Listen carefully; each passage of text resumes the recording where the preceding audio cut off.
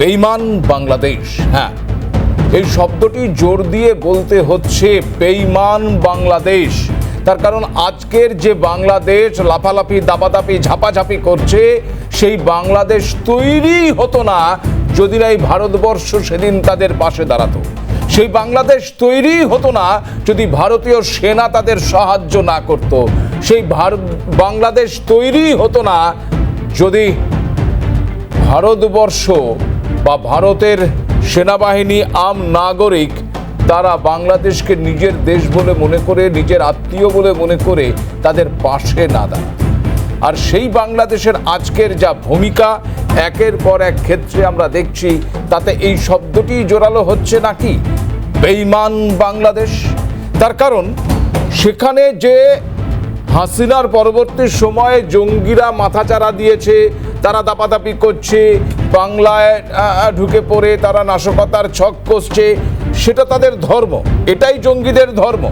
আমি এই জঙ্গিদের অবস্থান নিয়ে বক্তব্য পেশ করতে চাইছি না, কিন্তু যে নোবেল প্রাপককে অন্তর্বর্তী সরকারের প্রধান উপদেষ্টা হিসেবে বাংলাদেশের মসনদে বসিয়ে দেওয়া হয়েছে এবং তিনি পড়ে পাওয়া 14 আনার মতন গদিতে বসে এখন আকাশের দিকে চেয়ে রয়েছেন এইভাবে যে সংস্কার উপর থেকে টুপ করে পড়বে আর গোটা বাংলাদেশে ছড়িয়ে যাবে, আর ঠিক সেখানে রক্তবীজের মতন গজিয়ে উঠবে, একাধিক জঙ্গি সংগঠন মাথাচাড়া দেবে, এই আশায় পরিকল্পনায় তিনি এখন নিশ্চিন্তে নির্দ্বিধায় শুধুমাত্র ভারত বিদ্বেষ মুখ বুজে দেখে যাচ্ছেন, বলে যাচ্ছেন। এটার পাশাপাশি আমরা আবার এটাও দেখছি যে অন্য রাজনৈতিক দল বাংলাদেশে যারা রয়েছে, বিশেষ করে বিএনপি, তাদের নেতারাও প্রকাশ্যে ভারত বিদ্বেষ মন্তব্য করছেন। বাংলাদেশের প্রাক্তন সেনা যারা রয়েছেন, কিছুদিন আগে আমরা দেখেছি যে কেউ কেউ লাফটার শো হিসেবেও পরিগণিত করেছিলেন, যে রাস্তায় বলেছিলেন যে 4 দিনে কলকাতা দখল করে নেব, আসাম বিহার দখল করে নেব, এরকম অনেকে নানাবিধ কথা বলেছিলেন। কেউ লুঙ্গি ড্যান্সের কথা বলেছিলেন। এরকম নানাবিধ লাফটার শোর মতন আমরা এই স্ট্যান্ডিং কমেডি দেখতে পাচ্ছি।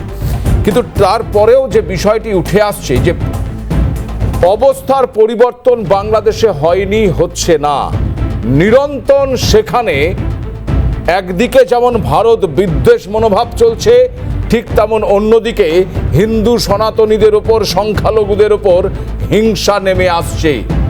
গতকালকেও আমরা দেখেছি এক মহিলাকে রীতিমতো গণধর্ষণ করে বিষ খাইয়ে মেরে ফেলার খবর আমরা পেয়েছি, এবং এক পরিবারকে, হিন্দু পরিবারের উপর হামলা ঘটনা ঘটেছে।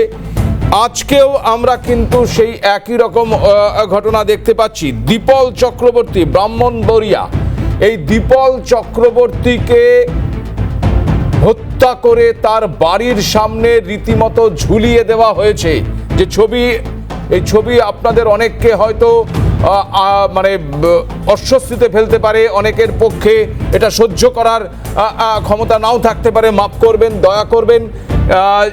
আপনারা যারা হৃদয়ে যাদের চাপ সৃষ্টি হতে পারে এই ধরনের ছবি দেখে, তারা দেখবেন না। কিন্তু আমাদের দেখাতে হচ্ছে এই কারণে যে কি নির্মম, কি নৃশংস, কতটা বেঈমান হতে পারে বাংলাদেশ, যার জন্য এই ধরনের ঘটনা বাংলাদেশে ঘটতে পারে। একজন মানুষকে খুন করে তাকে ঝুলিয়ে দেওয়া হচ্ছে তার বাড়ির সামনে। কারা? না মৌলবাদীরা এর সঙ্গে যুক্ত। শুধু তাই নয়, মৌলভী বাজারে মলয় মালাকার বলে একটি পরিবারে রীতিমতো বাড়িতে ঢুকে এই মলয় মালাকারের বাড়িতে হামলা চালানো হয়েছে, তাদেরকে মারধর করা হয়েছে, বেধড়ক মারধর করা হয়েছে, গোটা বাড়ির সমস্ত কিছু প্রায় ভাঙচুর করে দেওয়া হয়েছে। সেই ছবিও আপনাদেরকে আমরা দেখাচ্ছি। এবং এই যে সংখ্যালঘুদের উপর বেছে বেছে হিন্দুদের উপর আক্রমণ প্রতিদিন ক্রমশ বাড়ছে, আর ইউনূস বলছেন কিছুই নাকি হচ্ছে না, সবটাই নাকি অতিরঞ্জিত। তিনি কি চোখে দিয়েছেন ঠুলি আর কানে দিয়েছেন কুলো? তো কানে তুলো দিয়ে, চোখে ঠুলি দিয়ে যদি ইউনূস বসে থাকেন, তাহলে তো তার চোখে, তার কানে কিছুই পৌঁছবে না, চোখে তিনি কিছুই দেখবেন না। আর খুব স্বাভাবিকভাবেই আমরা এটাও দেখছি যে রাজনৈতিক নেতা যারা রয়েছেন তারা একের পর এক ভারত বিদ্বেষ মন্তব্য তারা করে যাচ্ছেন। গতকালকে বিএনপির যুগ্ম মহাসচিব রিজভী তিনি কি বলছেন? তিনি বলছেন যে হাসিনা যা যা করেছেন তার পেছনে নাকি দোসর হিসেবে তাকে সাহায্য করেছে ভারত। কি বলেছেন রিজভী, আগে একবার শুনুন। শেখ হাসিনা যে অবৈধ সরকার, গুম খুনের সরকার, রাষ্ট্রকে অপরাধী বানিয়েছে শেখ হাসিনা। এই অপরাধের দোষর কে ছিল জানেন? আরেকটি রাষ্ট্র, তার নাম হচ্ছে ভারত। শেখ হাসিনার সকল অপরাধ, সকল গুম খুন হত্যা এগুলোতে সমর্থন দিয়েছে। এই দুষ্কর্মে তারা সাক্ষী হয়েছে। কিন্তু আর কোন রাষ্ট্রে এই শেখ হাসিনাকে সমর্থন দেয়নি। পার্শ্ববর্তী একটি দেশ তাকে সমর্থন দিয়েছে, ভারত, কিন্তু সে সমর্থন দিতে পারে। কিন্তু যে অন্যায়গুলো শেখ হাসিনা করেছে, তিনি বিরোধী দলকে নিশ্চিহ্ন করার জন্য, বাংলাদেশ থেকে বিরোধী দল শূন্য করার জন্য, কথা বলার অধিকারকে নিশ্চিহ্ন করার জন্য, গণতন্ত্রের এই মুহূর্তে আমরা যেটা শুনলাম যে রিজভী যা বলছেন তা পুরোপুরি ভারত বিদ্বেষী মন্তব্য। ভারত নাকি দোসর হিসাবে কাজ করেছে। এমন নয় যে হাসিনা যাদেরকে গুম করেছে তাদের নাকি কেউ কেউ বলছেন বাংলাদেশে এসে রাখা হচ্ছে। সেখানে টাকার যা নয় ছয় হয়েছে তার পেছনেও নাকি ভারতের হাত রয়েছে। অলিক কল্পনা, স্বপ্ন দেখছেন আর যা নয় তাই বলে যাচ্ছেন এই বেঈমান কিছু বাংলাদেশ। আর তার সাথে সাথে মৌলবাদীরা জঙ্গি চক্রান্ত করে বাংলাদেশের থেকে এ ভারতবর্ষে তথা বাংলার সীমান্ত দিয়ে এ বাংলায় পাঠাচ্ছেন জঙ্গিরা। এই মুহূর্তে পরিস্থিতি যেখানটায় যাচ্ছে যথেষ্ট উদ্বেগজনক। এই মুহূর্তে সাংবাদিক সম্মেলন করছেন পুলিশ অফিসার রাজীব কুমার। কি বলছেন তিনি শুনবো একবার। The current situation in Bangladesh and other places also, and the way things are happening, we would like it this thing. We have actively pointed out the issues with the software of the passport. Then there is a issue with the distribution of passport through postal systems. There are a lot of issues. All of agencies, we need to kind of come together and handle this. We will this delivery system also, and so there were two things which I wanted. We are strengthening with other agencies. We are trying to strengthen the system so that people are not able to misuse the system. Second, and which I say with a lot of confidence and with a lot of pride, I would say, our track record in dealing with extremist elements have been very good. We'll maintain that. We are onto it and will continue to do that. We are not into that. Whatever we do, we need to kind of come and make a story out of it and do this. Certain things are done silently, and especially the fight against extremism is done silently. Again, to remind you of kind of put that thing, the states which I mentioned about the left-wing extremism, the other states took 10 to 12 years, we took 6 years to deal with it. I am talking about the recent past. We have done also in the on a far past of also. So this is what I had to say. I don't have any other thing to say. Because they have called you on a Sunday afternoon, I think they'll share good cup of coffee and cake with you. Thank you very much, and greetings for the New Year and Merry Christmas belatedly. But I think I did try to send a couple of you cards and all. Thank you very much. And if there are any questions, I think our officers are here. They can deal with it. Otherwise, what I would say, sometimes doing এটা কি আমরা যেটা করতে চাই কি আমি এটা করেছি ওটা করেছি না করে যে এক্সট্রিমিজমের যে ডিল করতে হয়, it has to be done silently, it has to be done calmly, and has to be done effectively. Just every day এটা হয়েছে ওটা হয়েছে এটা হলো না এটা হলো না, that doesn't take us anywhere. I am giving you the example. You people have covered, some of you have covered that left wing thing. We were being beaten black and blue initially. Every one of you will say what we are doing. Now if you see in the pride of place, West Bengal police has a pride of place in dealing with it, and especially and all kind of extremism. KLO, you see this, you'll see. We are the best. খুব স্বাভাবিকভাবে যেভাবে একের পর এক বাংলাদেশি অনুপ্রবেশকারী গ্রেপ্তার হচ্ছে এ বাংলার বিভিন্ন প্রান্ত থেকে এবং তাদের কাছ থেকে যেভাবে ভুয়ো পাসপোর্ট পাওয়া যাচ্ছে, তাতে করে রাজ্য প্রশাসন তথা দেশের প্রশাসনে যথেষ্ট উদ্বিগ্ন। রাজ্য পুলিশের ডিজি রাজীব কুমারের বক্তব্য থেকেই কিন্তু সেই জিনিস পরিষ্কার হচ্ছিল। আমাদের নজর থাকবে রাজ্যের নিরাপত্তা ব্যবস্থা সুনিশ্চিত রাখতে কি কি ব্যবস্থা নেওয়া হচ্ছে সেদিকে। কিন্তু আজকের আলোচনায় আমরা ফিরবো বেঈমান বাংলাদেশ। এই আলোচনায় যারা আমাদের আজকে অতিথি হিসাবে রয়েছেন তাদের সঙ্গে পরিচয় করে দিই। আমার সঙ্গে আমার স্টুডিওতে রয়েছেন বিজেপির মুখপাত্র দীপ্তিমান বসু। দীপ্তিমান দা, আপনাকে স্বাগত জানাই। রয়েছেন রাজনৈতিক নেতা হিসেবে তৃণমূলের পক্ষে বলার জন্য সৌরভ প্রিয় দত্ত। সৌরভ, আপনাকে স্বাগত জানাই। রয়েছেন আমাদের সঙ্গে দূরবর্তী স্থান থেকে জাতীয় সুরক্ষা নিরাপত্তা উপদেষ্টা আর্য ঘোষ। আর্যদা, আপনাকে স্বাগত জানাই। রয়েছেন রাজনৈতিক বিশ্লেষক হিসেবে অমিতাভ কাঞ্জিলাল। অমিতাভদা, আপনাকে স্বাগত জানাই। এবং বাংলাদেশ থেকে রয়েছেন অবসরপ্রাপ্ত মেজর মোহাম্মদ ইমরান, রাজনৈতিক বিশ্লেষক বটেন তিনি। স্যার, আপনাকেও স্বাগত জানাই আমাদের আজকের আলোচনায়। আমি ইমরান সাহেব, আপনার কাছ থেকে এই আলোচনায় একেবারে শুরুটা করতে চাইছি এই কারণে, তার কারণ বেঈমান বাংলাদেশ, সত্যি এ কথাটা বলতে আমাদের ভালো লাগছে না। তার কারণ বাংলাদেশ আমাদের খুব কাছের, আমাদের খুব প্রতিবেশী হিসেবে খুব প্রিয় একটি দেশ। পাকিস্তানের মতন করে আমরা বাংলাদেশকে কখনো দেখিনি, কিন্তু আজকে এই শব্দটা আমাদের উচ্চারণ করতে হচ্ছে বেঈমান বাংলাদেশ। তার কারণ আপনার দেশের কিছু মানুষ যেভাবে ভারত বিদ্বেষ মন্তব্য করছেন, তার কারণে আমাদের এই বক্তব্য পেশ করতে হচ্ছে। আমরা লজ্জিত, আমরা ক্ষমা প্রার্থী।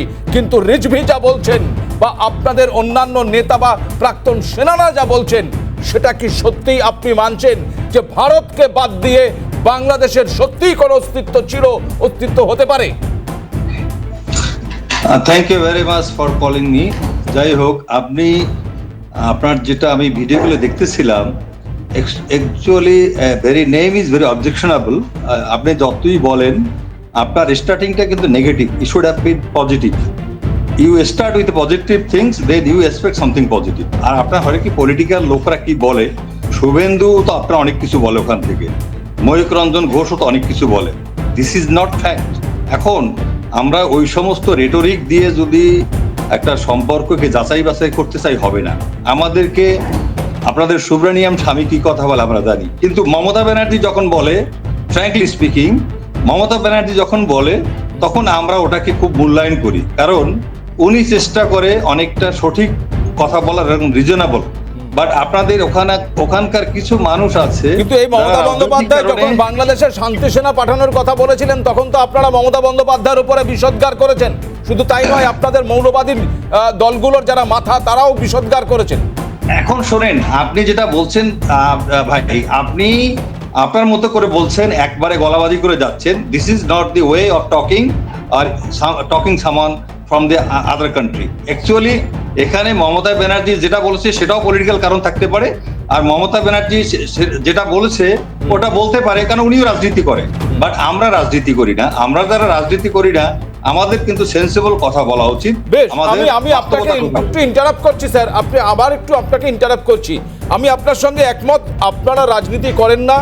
যারা রাজনীতি করে না, শুভবুদ্ধি সম্পন্ন মানুষ, তাদের সেন্সিবল তো হওয়া উচিত। তাদের উপরেই অনেক কিছু নির্ভর করে, তারাই মানুষের মনটাকে তৈরি করে, মতবাদটাকে তৈরি করে। ঠিক সেখানে আপনাদের মতন প্রাক্তন সেনাকর্তাদের আমরা রাস্তায় দাঁড়িয়ে 4 দিনে কলকাতা দখল করার হুঁশিয়ারি দিতেও দেখেছি। তাহলে সেটাকে কিভাবে দেখছেন? আচ্ছা, আমি এখন আপনাকে বলি, আপনাদের একজন ময়ূক রঞ্জন চক্রবর্তী ওয়াজ টেলিং, কে কি বলছেন আমরা সেটা আমাদের বক্তব্য নয়। রাজনৈতিক ব্যক্তিত্ব কিছু বলেছেন কি আমাদের? allow me, you need to explain my position, okay? Because আপনি আপনার দেশের পক্ষে কথা বলবেন, আপনার নেতাদের, no problem, I appreciate that. আমি কিন্তু আমার অবস্থান ক্লিয়ার করব, কারণ যারা ডিফেন্সের কথা বলেছে তারা কিন্তু আমারই মতো রিটায়ার্ড অফিসাররা, তাই না? এখন এরা কিন্তু অনেকে, এদের মধ্যে অনেকে মুক্তিযোদ্ধা আছে, অনেকে পলিটিক্যাল পার্টির সাথে জড়িত, এদের মধ্যে কিন্তু অনেকে পলিটিক্স করে। আপনি এখন এক সাইনবোর্ড দেখে যদি আপনি বলেন সমস্ত রিটায়ার্ড আর্মি অফিসার, তা না, তাদের কিন্তু আরেকটা পরিচয় আছে, they are also involved in politics. তাহলে তো আপনারা তাদের বক্তব্যের বিরোধিতা করেননি, যে না, ওনারা যা বলছেন সেটা পলিটিক্যাল ওয়েতে দাঁড়িয়ে বলছেন, আমরা এই ধরনের বক্তব্যকে সমর্থন করছি না। যারা এই ধরনের ভারত বিদ্বেষী মন্তব্য করছে, এই শুভবুদ্ধি সম্পন্ন আপনাদের মতন ব্যক্তিত্বদের কাছ থেকেও তো আমরা এমন কোনো বক্তব্য পাইনি। এখন আমাকে বলেন, সরকার কি বলেছে? সরকার কি এটাকে করে? আপনাদের দেশে তো অনেক কিছু বলে। আমরা শোনেন, একটা হলো প্রথমত যেগুলি আমি আপনার কতগুলি নিউজ দেখলাম এখানে, এগুলো ম্যাক্সিমাম ফটোশপ করা এবং এগুলো ফেক নিউজ, ফলস নিউজ। আপনারা যদি ডক্টর ইউনূস আপনাদেরকে ইনভাইট করেছে যে আপনাদের টিম আসেন, সাংবাদিক আসেন, জার্নালিস্ট আসেন, এসে অনগ্রাউন্ডে দেখে যান। আমরা কিন্তু অসম্ভব পিস লাভিং, এবং আমি বলি আমি কিন্তু একটা হিন্দু ডমিনেটেড এরিয়ার লোক। আমার এলাকা হলো গ্রেটার বরিশাল। আমার এলাকায় হিন্দুদের ভোট হলো 30 থেকে 35,000। ওখানে আওয়ামী লীগের ক্যান্ডিডেট ছাড়া এ যাবত কেউ হতে পারেনি। তাহলে আপনি বলছেন যে বাংলাদেশে কোনো হিন্দুদের উপর আক্রমণ হচ্ছে না?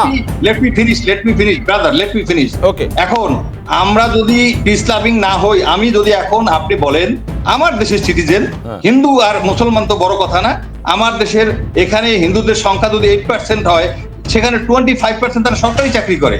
আপনার দেশে ভাই 1% তো চাকরি করে না। আপনাকে বুঝতে হবে, কম্পেয়ার করতে হবে। মাইনরিটি হতে পারে, কিন্তু আমরা তাদেরকে মাইনরিটি ট্রিট করি না। You come and see, visit our Bangladesh. আমাদের কিন্তু আপনাদের অনেক লোক বাংলাদেশে আসছে, আমরা কিন্তু ভিসা বন্ধ করিনি, আপনারা কিন্তু ভিসা বন্ধ করে দিয়েছেন। আমাদের লোকজন কিন্তু চিকিৎসার জন্য কলকাতায় যাচ্ছে, আপনারা বলছেন তাদেরকে চিকিৎসা দেবে, একটা মানবিক ব্যাপার। তারপরে আপনারা বলছেন হোটেলে থাকতে দিবেন না। আমাদের দেশে এই সমস্ত কিন্তু কেউ বলে নাই জেনারেল মাস। এখন হয় কি শোনেন, আপনাদের উপরে রাগ না, রাগটা হলো হাসিনার উপরে। আপনাদেরকে এটা বুঝতে হবে, শেখ হাসিনার মতো একটা স্বৈরাচারকে আপনারা জায়গা দিয়েছেন, স্থান দিয়েছেন। এখন বিএনপির আমলে একটা মানে একটা সমস্যা হয়, আবার আওয়ামী লীগের আমলে সমস্যা হয়। কিন্তু আওয়ামী লীগের আমলে আপনি কি জানেন হাইয়েস্ট পসিবল ল্যান্ড অকুপাই হয়েছে, হাইয়েস্ট পসিবল মারামারি কাটাকাটি হয়েছে। এখন আওয়ামী লীগকে আপনারা ধরে নিয়েছেন আপনাদের ফ্রেন্ড, আওয়ামী লীগ আপনাদের ফ্রেন্ড না। বাংলাদেশের মানুষ আপনাদের ফ্রেন্ড না।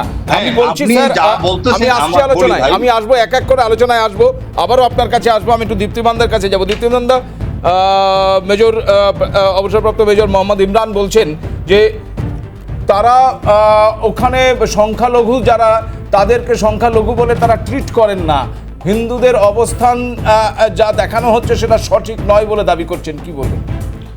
আমি শুধু একটা কথা বলবো, 1971 সালে 28.21% হিন্দু পপুলেশন বাংলাদেশে ছিল। আজকের দিনে হিন্দু পপুলেশন কত আছে তা এইটা ক্রমশ ক্ষয়মান কেন সেটা মেজর সাহেব বলতে পারবেন। মেজর সাহেব, আমি irrespective of any political party in Bangladesh, প্রত্যেকটা সময়ই হিন্দু জনগোষ্ঠীর উপর আক্রমণ হয়েছে, এটা অস্বীকার করবার কোনো জায়গা নেই। এখন এই যে বিষয় হচ্ছে যে 1971 সালে যে বাংলাদেশের স্বাধীনতার যুদ্ধ হয়েছিল, সেই যুদ্ধে দুটো জিনিস মাথায় রাখতে হবে, যে হেরেছিল বাংলাদেশ আর হেরেছিল রাজাকাররা। 93,000 পাকিস্তানি সৈন্য যেরকম ভারতবর্ষের কাছে আত্মসমর্পণ করেছিল, সেরকম 14 থেকে 15,000 রাজাকার কিন্তু ভারতীয় সৈন্যবাহিনীর কাছে আত্মসমর্পণ করেছিল। এই 14 থেকে 15,000 রাজাকারের যারা ফলোয়ার্স আছেন, যারা পরবর্তী বংশধর আছেন, আজকের দিনের বাংলাদেশকে দখল করে আছেন তারা। আজকে মোহাম্মদ ইউনূস নিঃসন্দেহে একজন শিক্ষিত মানুষ, তিনি ইউরোপীয় শিক্ষায় শিক্ষিত, কিন্তু মোহাম্মদ ইউনূসকেও আমার ধারণা এই যে পরিস্থিতি হতে চলেছে আগামীর বাংলাদেশে, সেখানে মোহাম্মদ ইউনূসেরও কোনো স্থান নেই। এবং তুমি ভাস্কর, সম্পূর্ণভাবে আমরা সবাই জানি, ভাস্কর নিশ্চয়ই তোমরা সবাই জানবে যে আজকের বাংলাদেশে এই মোহাম্মদ ইউনূসরা যে আন্দোলন করে এসেছিল, যে কোটা সংস্কার, কোটা বিরোধী আন্দোলন করে এসেছিল, সেখান থেকে কন্ট্রোল সমস্ত আস্তে আস্তে চলে যেতে চলেছে। এবং আজকে যারা বড় মাত্রায় স্থান নিয়েছে, ইসলামী ছাত্র শিবির, জামাতে ইসলামের যারা ছাত্র সংগঠন, তারা কিন্তু 1971 সালের এই বাংলাদেশের যুদ্ধকে সমর্থন করেনি, তারা সেই যুদ্ধে সমর্থন করেছিল পাকিস্তানকে। আজকে এরা বাংলাদেশের নিয়ন্ত্রক হয়ে উঠেছে এবং এর মধ্যে বিএনপির সঙ্গে গণ্ডগোল বেঁধেছে, মোহাম্মদ ইউনূসের সঙ্গে গণ্ডগোল বেঁধেছে, সেনাবাহিনী কনফিউজ যে তারা বাংলাদেশের ক্ষমতা নেবে কি নেবে না। এইবার এই যে পুরো বিষয়টাই কিন্তু বাংলাদেশের একটা অন্তরের ব্যাপার বা অন্দরের ব্যাপার। আমরা কেন ভারতবর্ষ বা ভারতবাসী হিসাবে এটাকে ভাবছি, তার কারণ মধ্য এশিয়া বা পূর্ব এশিয়ার আরেকটি দেশ এই যে ক্রমশ তার ইন্ডাস্ট্রিয়াল ইন্ডেক্সকে ছেড়ে দিয়ে টাকা, ডলারের তুলনায় যেভাবে টাকার দাম, বাংলাদেশি টাকার দাম বাড়ছিল, সেটাকে ছেড়ে দিয়ে, অথবা ইনকাম ইন্ডেক্সের যে পারদ আস্তে আস্তে চড়ছিল বাংলাদেশে, সেটাকে ছেড়ে দিয়ে একটা জঙ্গিবাদের কারখানা তৈরি করার দিকে এগোচ্ছে।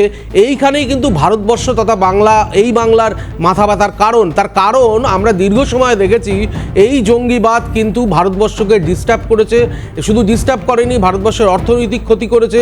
এবং যেভাবে 1971-এর পর থেকে শরণার্থীতে ভরে গেছে ভারতবর্ষ, তার দায় কিন্তু ভারতবর্ষকে মেটাতে আমি হয়ে আসবো আবারও আসবো দীপ্তিমান দা, আমি আপনার কাছে, আমি সরাসরি এবার একটু আর্যদার কাছে যাব। আর্যদা, আপনি শুনছিলেন যে অবসরপ্রাপ্ত মেজর মোহাম্মদ ইমরান কি বলছিলেন, ঠিক সেই জায়গায় থেকে আমার প্রশ্ন যে উনি বলছেন, কখনো বলছেন যে যারা ওখানে ভারত বিদ্বেষ মনোভাব করছে তারা কোনো রাজনৈতিক দল, কোনো রাজনৈতিক মতবাদের অবস্থান থেকে করছেন, কখনো সেনাবাহিনী থেকে করছেন। কি যখন সেনাবাহিনী থেকে করার কথা বলা হচ্ছে তখন বলছেন যে প্রাক্তন সেনাকর্তারাও তো কোনো না কোনো রাজনৈতিক দলের সঙ্গে যুক্ত হয়ে থাকতে পারেন।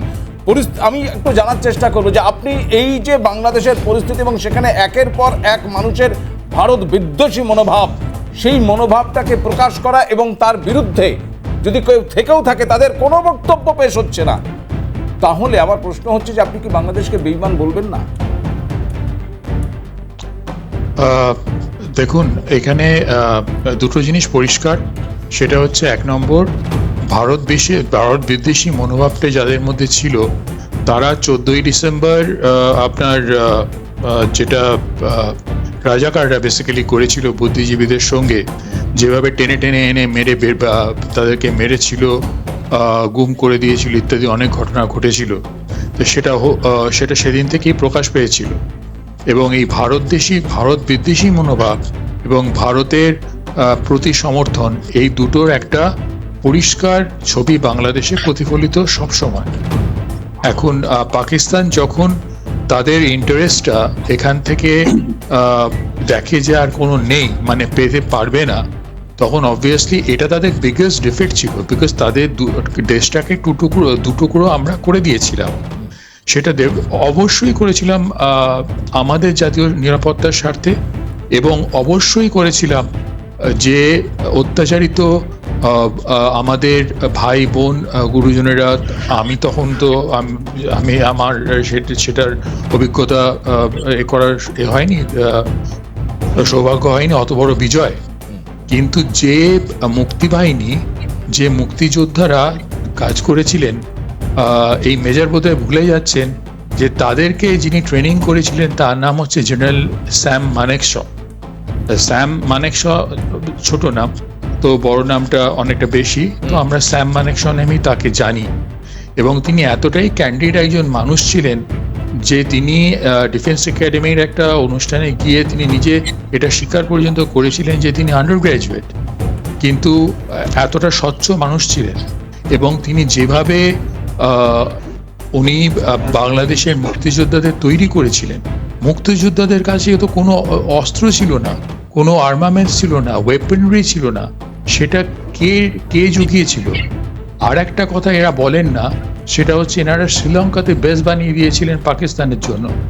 পাকিস্তান এয়ারফোর্স শ্রীলঙ্কায় এসে নামতো, আর তারপরে আপনার সেখান থেকে আপনার জলপথে সমরাস্ত্র যেত বাংলাদেশে। তো সেই সুবিধাটা পাকিস্তান দুনিয়ার কাছে চেপে গেছে। এদের মধ্যে যারা ভারত বিদ্বেষী আছেন তারাও চেপে গেছে। কিন্তু ভারতের অবদান বাংলাদেশকে মুক্ত করার ব্যাপারে, ওই যে আমি কালকে বলছিলাম ফ্র্যাঙ্ক জেকবের, কালকে বা পরশুদিনকে বলছিলাম একজনকে, ফ্র্যাঙ্ক জেকবের যে বইটা পড়ার জন্য, তাতেই লেখা আছে যে আপনার যে চ্যাপ্টারটার কথা বলছিলাম, 3 মিলিয়ন্স মানে কত? 30 লাখ। আমরা তো 3 লাখ অনেকে ভুলভাল করে বলে ফেলেন। একটা নিউট্রাল পয়েন্ট, একটা নিউট্রাল প্ল্যাটফর্ম থেকে, আন্তর্জাতিক প্ল্যাটফর্ম থেকে, এরকম বহু প্ল্যাটফর্ম আছে, বিবিসি আছে, অনেকে আছে। তো 3 মিলিয়ন্স অফ আপনার torture and rape, and Pakistan army is a rape and genocide obsessive army. একেবারে আমি আসবো আর্যদা আপনার কাছে, আমি আসবো অমিতাভদা, এবং অবশ্যই সৌরভ আপনার কাছে, আমি ইমরান সাহেবের কাছেও আবার যাবো, কিন্তু একটা ছোট্ট বিরতির সময় হয়েছে, ফিরে আসছি বিরতির পর, সঙ্গে থাকুন আপনার। দার্জিলিংয়ে উৎপাদন হয় এক অনন্য চা পাতা, সাথে অরণ্যের শ্রেষ্ঠ উপাদান মিশিয়ে তৈরি হয় মাকাইবাড়ি অর্গানিক গ্রিন টি, স্বাদে ও স্বাস্থ্যে অতুলনীয়। গন্ধ, রং ও খাঁটি ঝাঁঝ, এভরিডে রান্নায় আপন স্বাদ। Everyday spices, 100% taste. Everyday spices best. শীতের মরশুমে নতুন বছরকে স্বাগত জানাতে আবরণের সমস্ত কেনাকাটায় থাকছে 10% ছাড়। এবার শাড়ি ছাড়াও পাচ্ছেন মহিলাদের আকর্ষণীয় শীতের পোশাক, পুরুষদের ব্লেজার, এছাড়াও পাচ্ছেন জয়পুরি রাজাই, দোহার ব্ল্যাঙ্কেট। অফারটি সীমিত সময়ের জন্য, তাই দেরি না করে আজই চলে আসুন আবরণে। আবরণ, রঙিন প্রতিদিন, আবরণকে সঙ্গে নিন। লাল বাবা রাইস, স্বাদ ও স্বাস্থ্য একসাথে পাবেন শুধুমাত্র লাল বাবাতে। ফিরে এলাম বিরতির পর। আমি ইমরান সাহেবের কাছে আরেকবার একটু যেতে হচ্ছে অমিতাভদার কাছে যাওয়ার আগে। ইমরান সাহেব, আপনি শুনছিলেন যে আর্যদা বা দীপ্তিমানদা যা বলছিলেন, ঠিক সেখানটায় দাঁড়িয়ে পাকিস্তানের সঙ্গে একটা বাংলাদেশের নতুন করে সখ্যতা তৈরি হওয়ার একটা ইঙ্গিত পাওয়া যাচ্ছে। পাকিস্তান থেকে জাহাজ ভর্তি করে পণ্য আসছে, পাকিস্তানের গিয়ে ইউনূস সাহেব সেখানকার প্রধানমন্ত্রীর সঙ্গে দেখা করছেন, অন্যায় কিছু করছেন আমি বলবো না, কিন্তু একজন মুক্তিযোদ্ধার কাছে পাকিস্তানের সঙ্গে বাংলাদেশের এই সখ্যতা, এই নতুন করে প্রেম সত্যিই ভালো লাগবে বলে মনে করেন আপনি? হ্যালো, আমি আপনাকে শুনতে পাইনি, দেয়ার ইজ কল, তো আমার মনে হয় একটু যদি রিপিট করেন আপনার আমার প্রশ্নটা হচ্ছে স্যার, বেশ, আমি প্রশ্নটা হচ্ছে যে বাংলাদেশের সঙ্গে নতুন করে অদ্ভুতভাবে পাকিস্তানের পুরনো প্রেম জাগ্রত হচ্ছে স্যার। এই পুরনো প্রেমটা যেটা জাগ্রত হচ্ছে সেটা কি মুক্তিযোদ্ধা যারা তারা কি ভালোভাবে নেবে বলে মনে করছেন, বা আপনি একজন সেনা হিসাবে, প্রাক্তন সেনা হিসাবে কিভাবে দেখছেন? না, আমার কথা হলো, আপনি যে প্রশ্ন করছেন তার আগে আমার ওনার কথাগুলো উত্তর দিতে হবে। এর আগে যে দুইজন কথা বলেছে, ওনারা কথাগুলি যেগুলি বলছে খুবই অবজেকশনাবল। প্রথমত হলো, আমি যুদ্ধ দেখেছি, আমার ভাই একজন মুক্তিযোদ্ধা, আমার পরিবারের 7-8 জন মুক্তিযোদ্ধা, ঠিক আছে, আমার মামা সহ। এখন এখানে মুক্তিযুদ্ধ আমরা করেছি, গেরিলা যুদ্ধ 8 মাস, আপনারা ডিসেম্বরের 3 তারিখ থেকে 16 ডিসেম্বর, ওকে? সুতরাং আমাদেরকে খাটো করে দেখবেন না। আমরা বাংলাদেশিরা এই পাকিস্তানিদেরকে, পাক হানাদার বাহিনীকে কিন্তু আমরা 8 মাসে দুর্বল করে দিয়েছিলাম। সমস্ত দেশের, বাংলাদেশের মানুষ তাদেরকে আপনাকে আমি একটু ইন্টারাপ্ট করতে চাই। আমি ইন্টারাপ্ট করি না, আমি একটু ইন্টারাপ্ট করতে চাই। Let me finish. I have asked for your permission. I have asked for your permission to interject. I have the right to interject you. You know, if you are propagating lies, I can then why should I talk here? To spread lies. That is not right. That is not fair. I request Anchor to control it. Let me talk. You will get report. Yeah, go ahead. আমি বলি, আমরা যে উনি বলেছে আমরা অস্ত্র কোথায় পেয়েছি, আমাদের সেনাবাহিনী অফিসার আমাদের 9টা telling lies to your talking man, let me you are telling lies to your teeth. You are telling lies through your nose. You 3-4 are talking and I cannot talk, you cannot be. You can spread lies. You have talked. Now the truth will remain true. Give me floor. Give me floor. I am allowed to talk. I am asking. Go ahead. ওকে, ভাই anchor, আমি বলতেছি এটাই যে আমরা কিন্তু 8 মাস পাকিস্তানিদের বিরুদ্ধে যুদ্ধ করেছি, এবং এখানে আমরা মুক্তিযোদ্ধা যারা ছিল এরা কি যোদ্ধা না? এরাও যুদ্ধ করেছে। হ্যাঁ, ভারত আমাদেরকে সহযোগিতা করেছে, এটা আমরা কখনো অস্বীকার করি না। ভারতের সহযোগিতার কারণ হলো কি, ভারত আমাদের প্রতিবেশী, এবং আমি বলি আমরা যদি বাংলাদেশে ভারতে কিছু হয় আমরাও সেখানে সহযোগিতা করতে বাধ্য হব, কারণ এটা প্রতিবেশীর কিছু হক আছে, দায়িত্ব আছে, অধিকার আছে। এখন ভারত আমাদেরকে সহযোগিতা করেছে, এর অর্থ এই না ভারত যা বলবে তাই। আমরা তো 8 মাস যুদ্ধ করেছি, আমাদের রিকগনিশন আছে। মোদির একটা আমরা টুইট দেখলাম কিছুদিন আগে, মোদির, আপনাদের প্রধানমন্ত্রী মোদি, যাকে গুজরাটের কসাই বলে, একজন হিন্দুত্ববাদী, একজন ভয়ঙ্কর লোক কসাই যে গুজরাটের, সেই স্যার আমাদের দেশটাকে ছেড়ে দিন না স্যার। স্যার এই ভাষায় কিভাবে কথা বলছেন স্যার? আপনি এই ভাষায় কিভাবে কথা বলছেন? কি হচ্ছে আমাদের দেশের অভ্যন্তরে, কি হচ্ছে স্যার? আমরা আমাদের দেশটা বুঝে নেবে। পার্শ্ববর্তী রাষ্ট্রের প্রধানমন্ত্রীকে কষাই, আমি একটু ওনাকে দেখাতে চাইছি। আমি একটু ইমরান সাহেব আপনি মুক্তিযোদ্ধার কথা বলছেন, আপনি মুক্তিযোদ্ধার কথা বলছেন ইমরান সাহেব।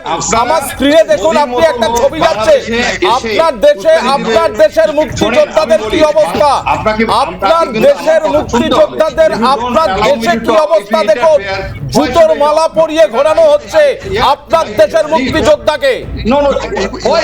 Why he is talking? This is my time to talk. You talk once I finish. Why he is talking now? I don't know what is this. This cannot be a talk show. This is not the fair way of talking. এক এক করে এক এক করে 3, 4 are talking and I will not answer. Whatever you feel like you'll talk and I will not talk. Why? না না আপনি বলুন Let me আপনি counter. বলুন You are not born even in 71. So I have seen the 71. Okay, let me talk. I am telling you, I am from freedom fighter family. And একটা জিনিস হলো এখানে আমাকে বুঝতে হবে। You don't talk like a মুক্তিযোদ্ধা। একদম একদম আর্যদ আমি আসবো নিরপেক্ষ মানুষ বলতে দিন হিসেবে ওনাকে। কথা বলেন, একজন ভারতের নিরপেক্ষ মানুষ হিসেবে কথা বলেন। আমরা যেখানে শোনেন মমতা ব্যানার্জির মতো মানুষকে আমরা শ্রদ্ধা করি, আমরা মোদিকে পছন্দ করি না। তবে এই গত 15 বছরে আপনি যত চেষ্টা করুন ভারতবর্ষকে ভাঙতে পারবেন না এইসব বলে ভারতবর্ষকে ভাঙতে পারবেন না আপনি। আমার এইসব নাটক বন্ধ করুন। এইসব কথা বলে ভারতবর্ষকে ভাঙতে পারবেন না, কোনো বিভেদ তৈরি করতে পারবেন না। এখানে মমতা বন্দ্যোপাধ্যায় নরেন্দ্র মোদী এক জায়গায় আছেন, এখানে সমস্ত রাজনৈতিক দল বাংলাদেশের এই ক্ষেত্রে একসঙ্গে আছে। একটা জিনিস মনে রাখবেন, এইসব কথা বলে ভাঙতে পারবেন না। ভাঙার ইচ্ছা নেই, আমরা আমাদের আরে বলবেন না এইসব, we are very happy with এইসব বলবেন না। ওকে ওই সমস্ত না। ইমরান সাহেব একসঙ্গে হাত মিলিয়ে বাংলাদেশের জঙ্গিদের বিরুদ্ধে লড়াই করবে না, জেনে রাখুন। একেবারে ইমরান সাহেব আমি আসবো আপনার সঙ্গে আলোচনায় আবার আসবো। আমি অমিতাভদার কাছে যাব, কিন্তু আমাকে একটা ছোট্ট বিরতি নিতে হবে। আবার একটা ছোট্ট বিরতি নিচ্ছি, ফিরে আসছি বেঈমান বাংলাদেশ নিয়ে। মুথুট ফাইন্যান্স গোল্ড ওভারড্রাফট, সুদ শুধু ততদিনেরই দিন যতদিন টাকাটা ব্যবহার করছেন। আজই কল করুন 1-800-313-1212 এ। ব্র্যান্ডেড গানের মেশিনের একমাত্র চয়েস স্ট্রোবনি, ইয়োর হিয়ারিং এইড স্পেশালিস্ট স্ট্রোবনি। শীতের মরশুমে নতুন বছরকে স্বাগত জানাতে আবরণের সমস্ত কেনাকাটায় থাকছে 10% ছাড়। এবার শাড়ি ছাড়াও পাচ্ছেন মহিলাদের আকর্ষণীয় শীতের পোশাক, পুরুষদের ব্লেজার, এছাড়াও পাচ্ছেন জয়পুরি রাজাই, দোহার ব্ল্যাঙ্কেট। অফারটি সীমিত সময়ের জন্য, তাই দেরি না করে আজই চলে আসুন আবরণে। আবরণ, রঙিন প্রতিদিন, আবরণকে সঙ্গে নিন। লাল বাবা রাইস, স্বাদ ও স্বাস্থ্য একসাথে পাবেন শুধুমাত্র লাল বাবাতে। ফিরে এলাম বিরতির পর। ইমরান সাহেব, আমি আবারও আপনার কাছে যাব। আপনার দেশের মুক্তিযোদ্ধাদের কি পরিস্থিতি সেটা আমরা দেখেছি। একজন মুক্তিযোদ্ধাকে কিভাবে জুতোর মালা পরিয়ে ঘোরানো হচ্ছে সেটা আপনিও দেখেছেন বোধহয়। আপনার ভালো লাগেনি মনে হয়, লাগতে পারে না। আরই ভালো লাগেনি। শোনেন, এগুলি হলো বাড়াবাড়ি। তবে একটা জিনিস কি, আবাবল সবাই কিন্তু আমি একটা কথা বলবো যে মুক্তিযোদ্ধা মানে এই না যে সমস্ত তার অপরাধ মাফ হয়ে যাবে। আমাদের আলেমদেরকে আমরা সাইজ করেছি, আমাদের এমপি মিনিস্টারকেও হ্যান্ডকাপ করিয়েছি। সুতরাং মুক্তিযোদ্ধা যদি অন্যায় করে থাকে ওই আমলে উনি অন্যায় করেছিলেন বোধহয়, তার প্রতিশোধ নিয়েছে। উনি অন্যায় করেছিলেন, যাকে শাস্তি দেওয়া হলো জুতো পরে। মানে অন্যায় করলে আপনারা তো আইন আছে না, আইনটা উঠিয়ে দিয়েছেন। শোনেন, বাংলাদেশে অন্যায় করলে আইনানুগ শাস্তি দেওয়া হয় নাকি যেমন খুশি শাস্তি দেওয়া হয়? আমাকে একটু বলতে যান, আমি আপনার কথা বুঝেছি তো। I got your message. বলুন। এই বাংলাদেশে এখন হলো কি এমন একটা গভর্নমেন্ট যাদের এক্সপিরিয়েন্স খুবই কম, তারা অনেকই পলিটিক্সের সাথে জড়িত না। এখন পুলিশ অনেকটা নাজুক হয়ে আছে, অনেক পুলিশ এখনো পলাতক। তারপরে পুলিশ যৌথ বাহিনী হেল্প করতেছে। ইভেন দেন এখন এরকম ঘটনা ঘটবে কারণ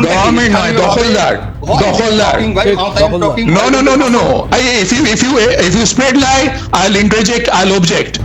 As an Indian, they are occupiers. They are government. That is that. Okay, so let's call a spade a spade. All right. Let's call a spade a spade. Have the guts to call a spade a spade. বেশ আজব, আমি আবারও আসবো। আপনি যে কথাটা বলছেন যে occupied government, it's not a government, আমি আসবো ঠিক সেই জায়গাটাতে। ইমরান সাহেব, আমি আবার আসবো। আমি একটু অমিতাভদার কাছে যাবো এইখানটায়, এই কারণে যে উত্তরবঙ্গের যে সিনারিওটা এই মুহূর্তে তৈরি হয়ে রয়েছে, ইটস সো ডেঞ্জারাস। তার কারণ হু করে বাংলাদেশিরা লাফিয়ে ঢুকছে আমাদের এই জায়গায় দাঁড়িয়ে। সেখানে দাঁড়িয়ে মেজর সাহেব যা বলছেন, অমিতাভদা, আপনি কিভাবে দেখছেন? মেজর মোহাম্মদ ইকবাল, আপনাকে প্রথমত সিএন চ্যানেলের পক্ষ থেকে আপনি যে শব্দটিকে অবজেকশনেবল বলেছেন, আমি সেইখান থেকে আমার বক্তব্য শুরু করব। সম্ভবত বেঈমান কথাটি একটি আরবি শব্দ এবং তাতে ইমান অর্থাৎ সততার প্রশ্ন এখানে জড়িত রয়েছে। যখন একটি দেশ বা যখন একটি পরিবার, যখন কোনো ব্যক্তি এমনকি কোনো বিশৃঙ্খল পরিস্থিতিতে উপস্থিত হন, কোনো দুর্বিপাকে উপস্থিত হন, তখন তার ঈমান যে যথেষ্ট বলিষ্ঠ থাকে না, এটাই স্বাভাবিক। অতএব বেঈমান বাংলাদেশ বলতেই, যে একটু আগে আপনি বলছিলেন পরিস্থিতি নাজুক, পরিস্থিতি এখনো টালমাটাল, একটা অনভিজ্ঞ সরকার সেখানে শাসন করছে, এই সমস্তটাই তার যথাযথ মোরাল অর্থাৎ তার নৈতিক চরিত্রকে প্রতিফলিত করতে ব্যর্থ হচ্ছে। এই অর্থে বেঈমান শব্দটি এখানে কোথাও অবজেকশনেবল ব্যবহার নয়, কারণ আমরা ভারতের প্রতি বেঈমান বা অমুকের প্রতি বেঈমান বলে কিন্তু শিরোনাম দিই।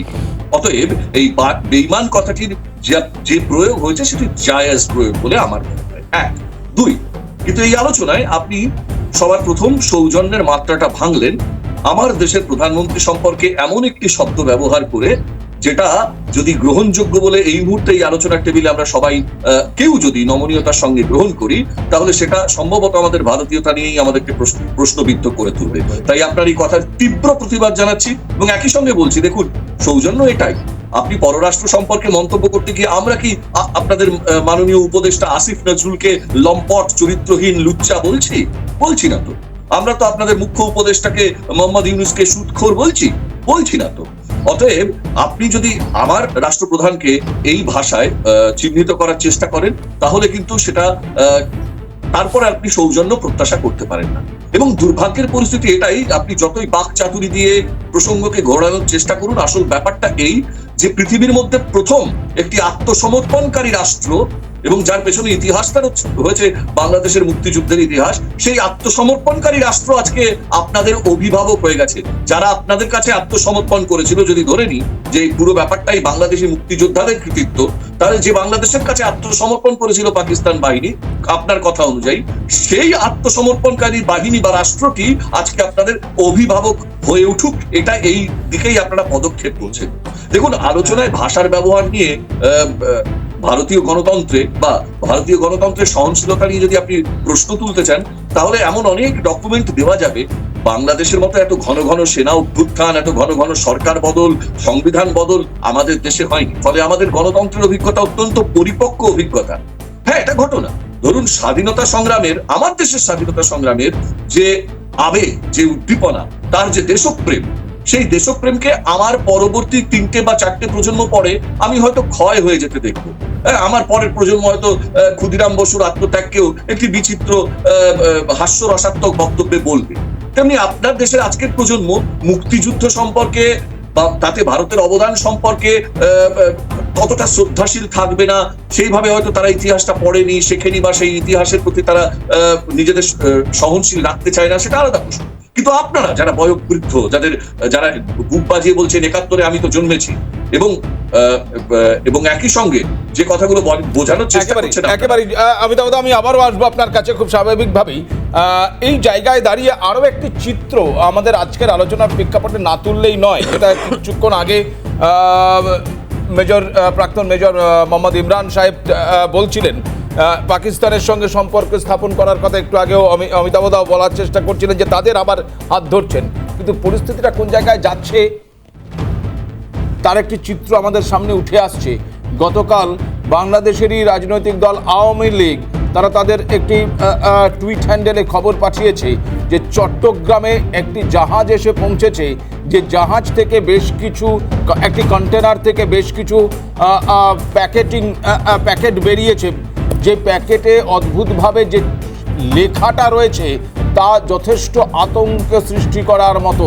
এই সেই ছবি, এবং এই ছবিতে যে প্যাকেট দেখা যাচ্ছে তাতে পরিষ্কার লেখা আছে এটা একটি এক্সক্লুসিভ, অর্থাৎ অত্যন্ত হাই ইন্টেন্সিভ এক্সক্লুসিভ, অর্থাৎ বিস্ফোরক এই বাক্সের মধ্যে রয়েছে। এই বিস্ফোরক কোথায় গেল? না, বাংলাদেশ সেনার কাছে এই বিস্ফোরক পৌঁছয়নি। তাহলে এই বিস্ফোরক কোথা থেকে এলো এবং সেই বিস্ফোরক কাদের কাছে পৌঁছলো? সেই বিস্ফোরক দিয়ে কি করা হবে? অত্যন্ত তাৎপর্যপূর্ণ। এবং এই খবরের জায়গায় দাঁড়িয়ে আমি সরাসরি এবার একটু সৌরভের কাছেও আসবো। এই কারণে আসবো যে সৌরভ, কিছুক্ষণ আগেই আমরা দেখলাম যে রাজ্যের ডিজি তিনি প্রেস কনফারেন্স করছেন, ভুয়ো পাসপোর্ট নিয়ে আশঙ্কা প্রকাশ করছেন। ইমরান সাহেব আমাদের সঙ্গে রয়েছেন। ইমরান সাহেব, আমি আপনার সঙ্গে আবারও একটি বিষয় নিয়ে আলোচনায় আসতে চাইছি যে একটি ছবি বাংলাদেশ থেকে আমাদের কাছে এসে পৌঁছেছে। বাংলাদেশের আওয়ামী লীগের তরফ থেকে টুইট করা হয়েছে, সেখানকার সংবাদ মাধ্যমেও এই খবরটি এসছে যে একটি জাহাজে করে চট্টগ্রাম বন্দরে বেশ কিছু কন্টেনার এসছে, যে কন্টেনারগুলোতে প্রচুর পরিমাণে বিস্ফোরক ছিল বলে জানা যাচ্ছে। তার একটি ছবিও সংবাদ মাধ্যমে প্রকাশিত হয়েছে। এই বিস্ফোরকগুলো সেনার কাছে, অর্থাৎ বাংলাদেশ সেনার কাছে পৌঁছয়নি। তাহলে সেই বিস্ফোরক কিসের জন্য আনা হলো, প্রশ্নটা উঠছে। আমার প্রশ্ন সরাসরি ইমরান সাহেব আপনার কাছে, যে বাংলাদেশ কি সত্যি এই মুহূর্তে জঙ্গি দেশ হয়ে উঠছে? আমি আসবো, তার আগে অবশ্যই একটু সৌরভের কাছে যে প্রশ্ন ছিল। সৌরভ, এই পরিস্থিতিতে বাংলার নিরাপত্তা কতটা আশঙ্কার মধ্যে রয়েছে, কতটা চিন্তার বিষয় হয়ে দাঁড়াচ্ছে? অবশ্যই বাংলাদেশের যে পরিস্থিতি হয়ে রয়েছে সেখানে তো শুধু বাংলা নয়, সারা ভারতবর্ষই চিন্তার মধ্যে রয়েছে। অসম থেকেও জঙ্গি ধরা পড়েছে গতকাল 2 জন, বাংলাতেও ধরা পড়েছে এবং আমাদেরকে অনেকটাই সাবধানতা অবলম্বন করতে হচ্ছে। 1 2 নম্বর কথা হচ্ছে, ইমরান সাহেব এই প্রথম থেকে বলছিলেন, মোহাম্মদ ইমরান, যদি উনি পাকিস্তানের ইমরান খান না, বাংলাদেশের ইমরান, ওনাকে একটা কথা বলি যে আমার দেশের প্রধানমন্ত্রীকে আমরা সম্মান জানাই, আমাদের দেশের মুখ্যমন্ত্রীদের আমরা সম্মান জানাই। আপনাদের মতন কোনো প্রাক্তন প্রধানমন্ত্রী হলেও সেই গণভবন থেকে তার অন্তর্বাস আমরা চুরি করি না, তার ফ্রিজ থেকে আমরা মাছ চুরি করি না, আমরা সেই শিক্ষায় শিক্ষিত নই। সুতরাং আমার দেশের প্রধানমন্ত্রীকে আপনি যদি কোনো আক্রমণ করেন, পাল্টা তাহলে আপনাদের শিক্ষা রুচি নিয়ে আপনারা গণভবনের দৃশ্যগুলো দেখুন যে আপনারা কতটা সম্মান করতেন এবং আপনারা এই মুক্তিযোদ্ধার গলা, আমাদের মুক্তিযোদ্ধা গলায় মালা পরিয়ে তাকে আপনি সম্মান করছেন। কোন দিন দেখবেন আপনার মামা বা আপনার পরিবারের যারা আছে তাদের গলাতেও ঠিক এইভাবেই কিন্তু এই জুতোর মালা পরানো হবে। বঙ্গবন্ধুর মূর্তি আপনি ভেঙেছেন। আপনারা কোন স্বাধীনতার কথা বলেন, কোন মুখে বলছেন, সব ফেক নিউজ দেখানো হচ্ছে আমি জানি না, কিন্তু একটা কথা ইমরান সাহেব আপনাকে বলি, পিপিলিখার পাখা গজায় মরিবার তরে। এই অবৈধ ইউনুস সরকার, আপনারা কিন্তু নিজেরা দেউলিয়া হয়ে যাবেন। কারণ দেখুন, পাকিস্তান আপনাদেরকে বোমা বারুদ পাঠাচ্ছে খাওয়ার জন্য, আর এখনো ভারত চাল পাঠাচ্ছে।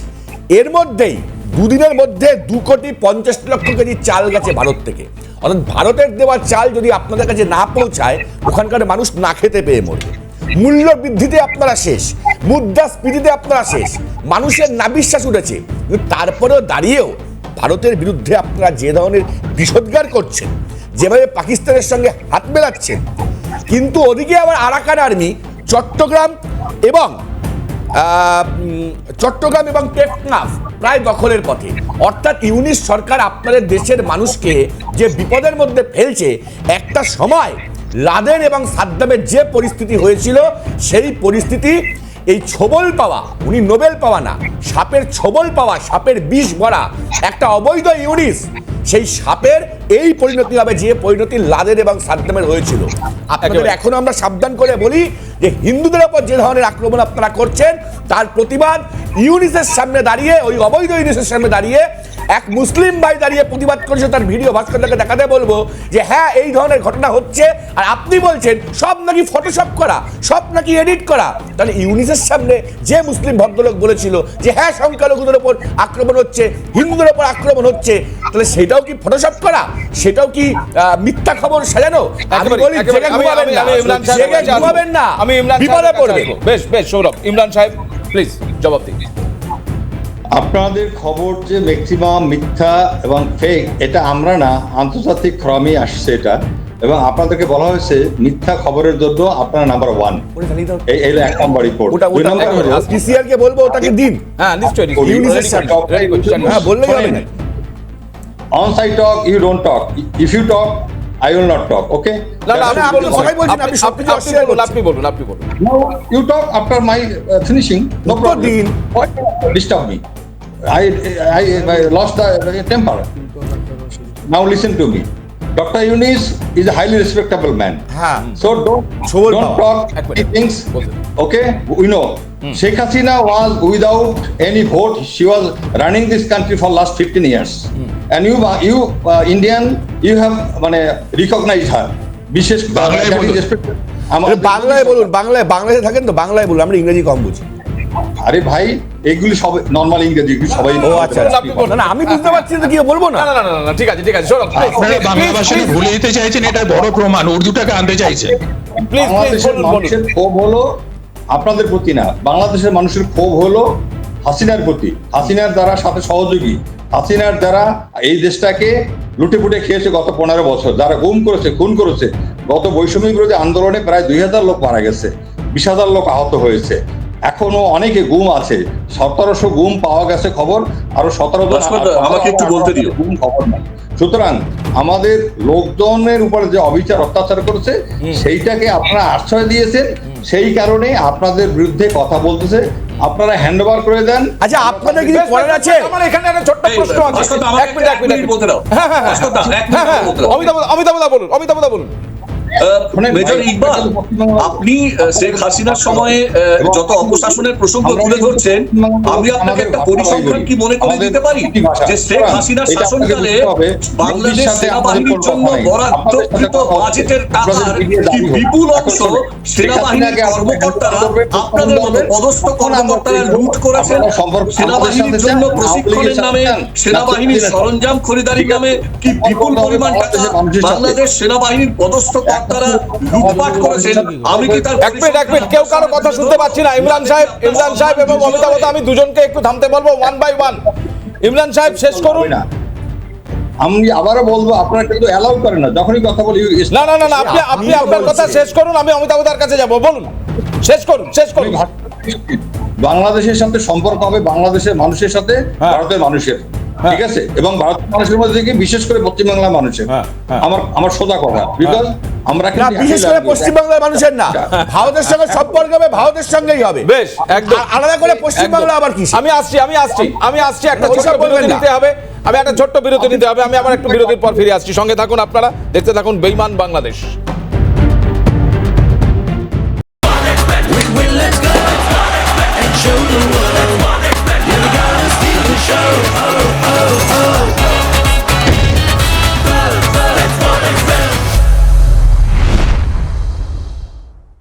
গন্ধ, রং ও খাঁটি ঝাঁঝ, এভরিডে রান্নার আপন স্বাদ।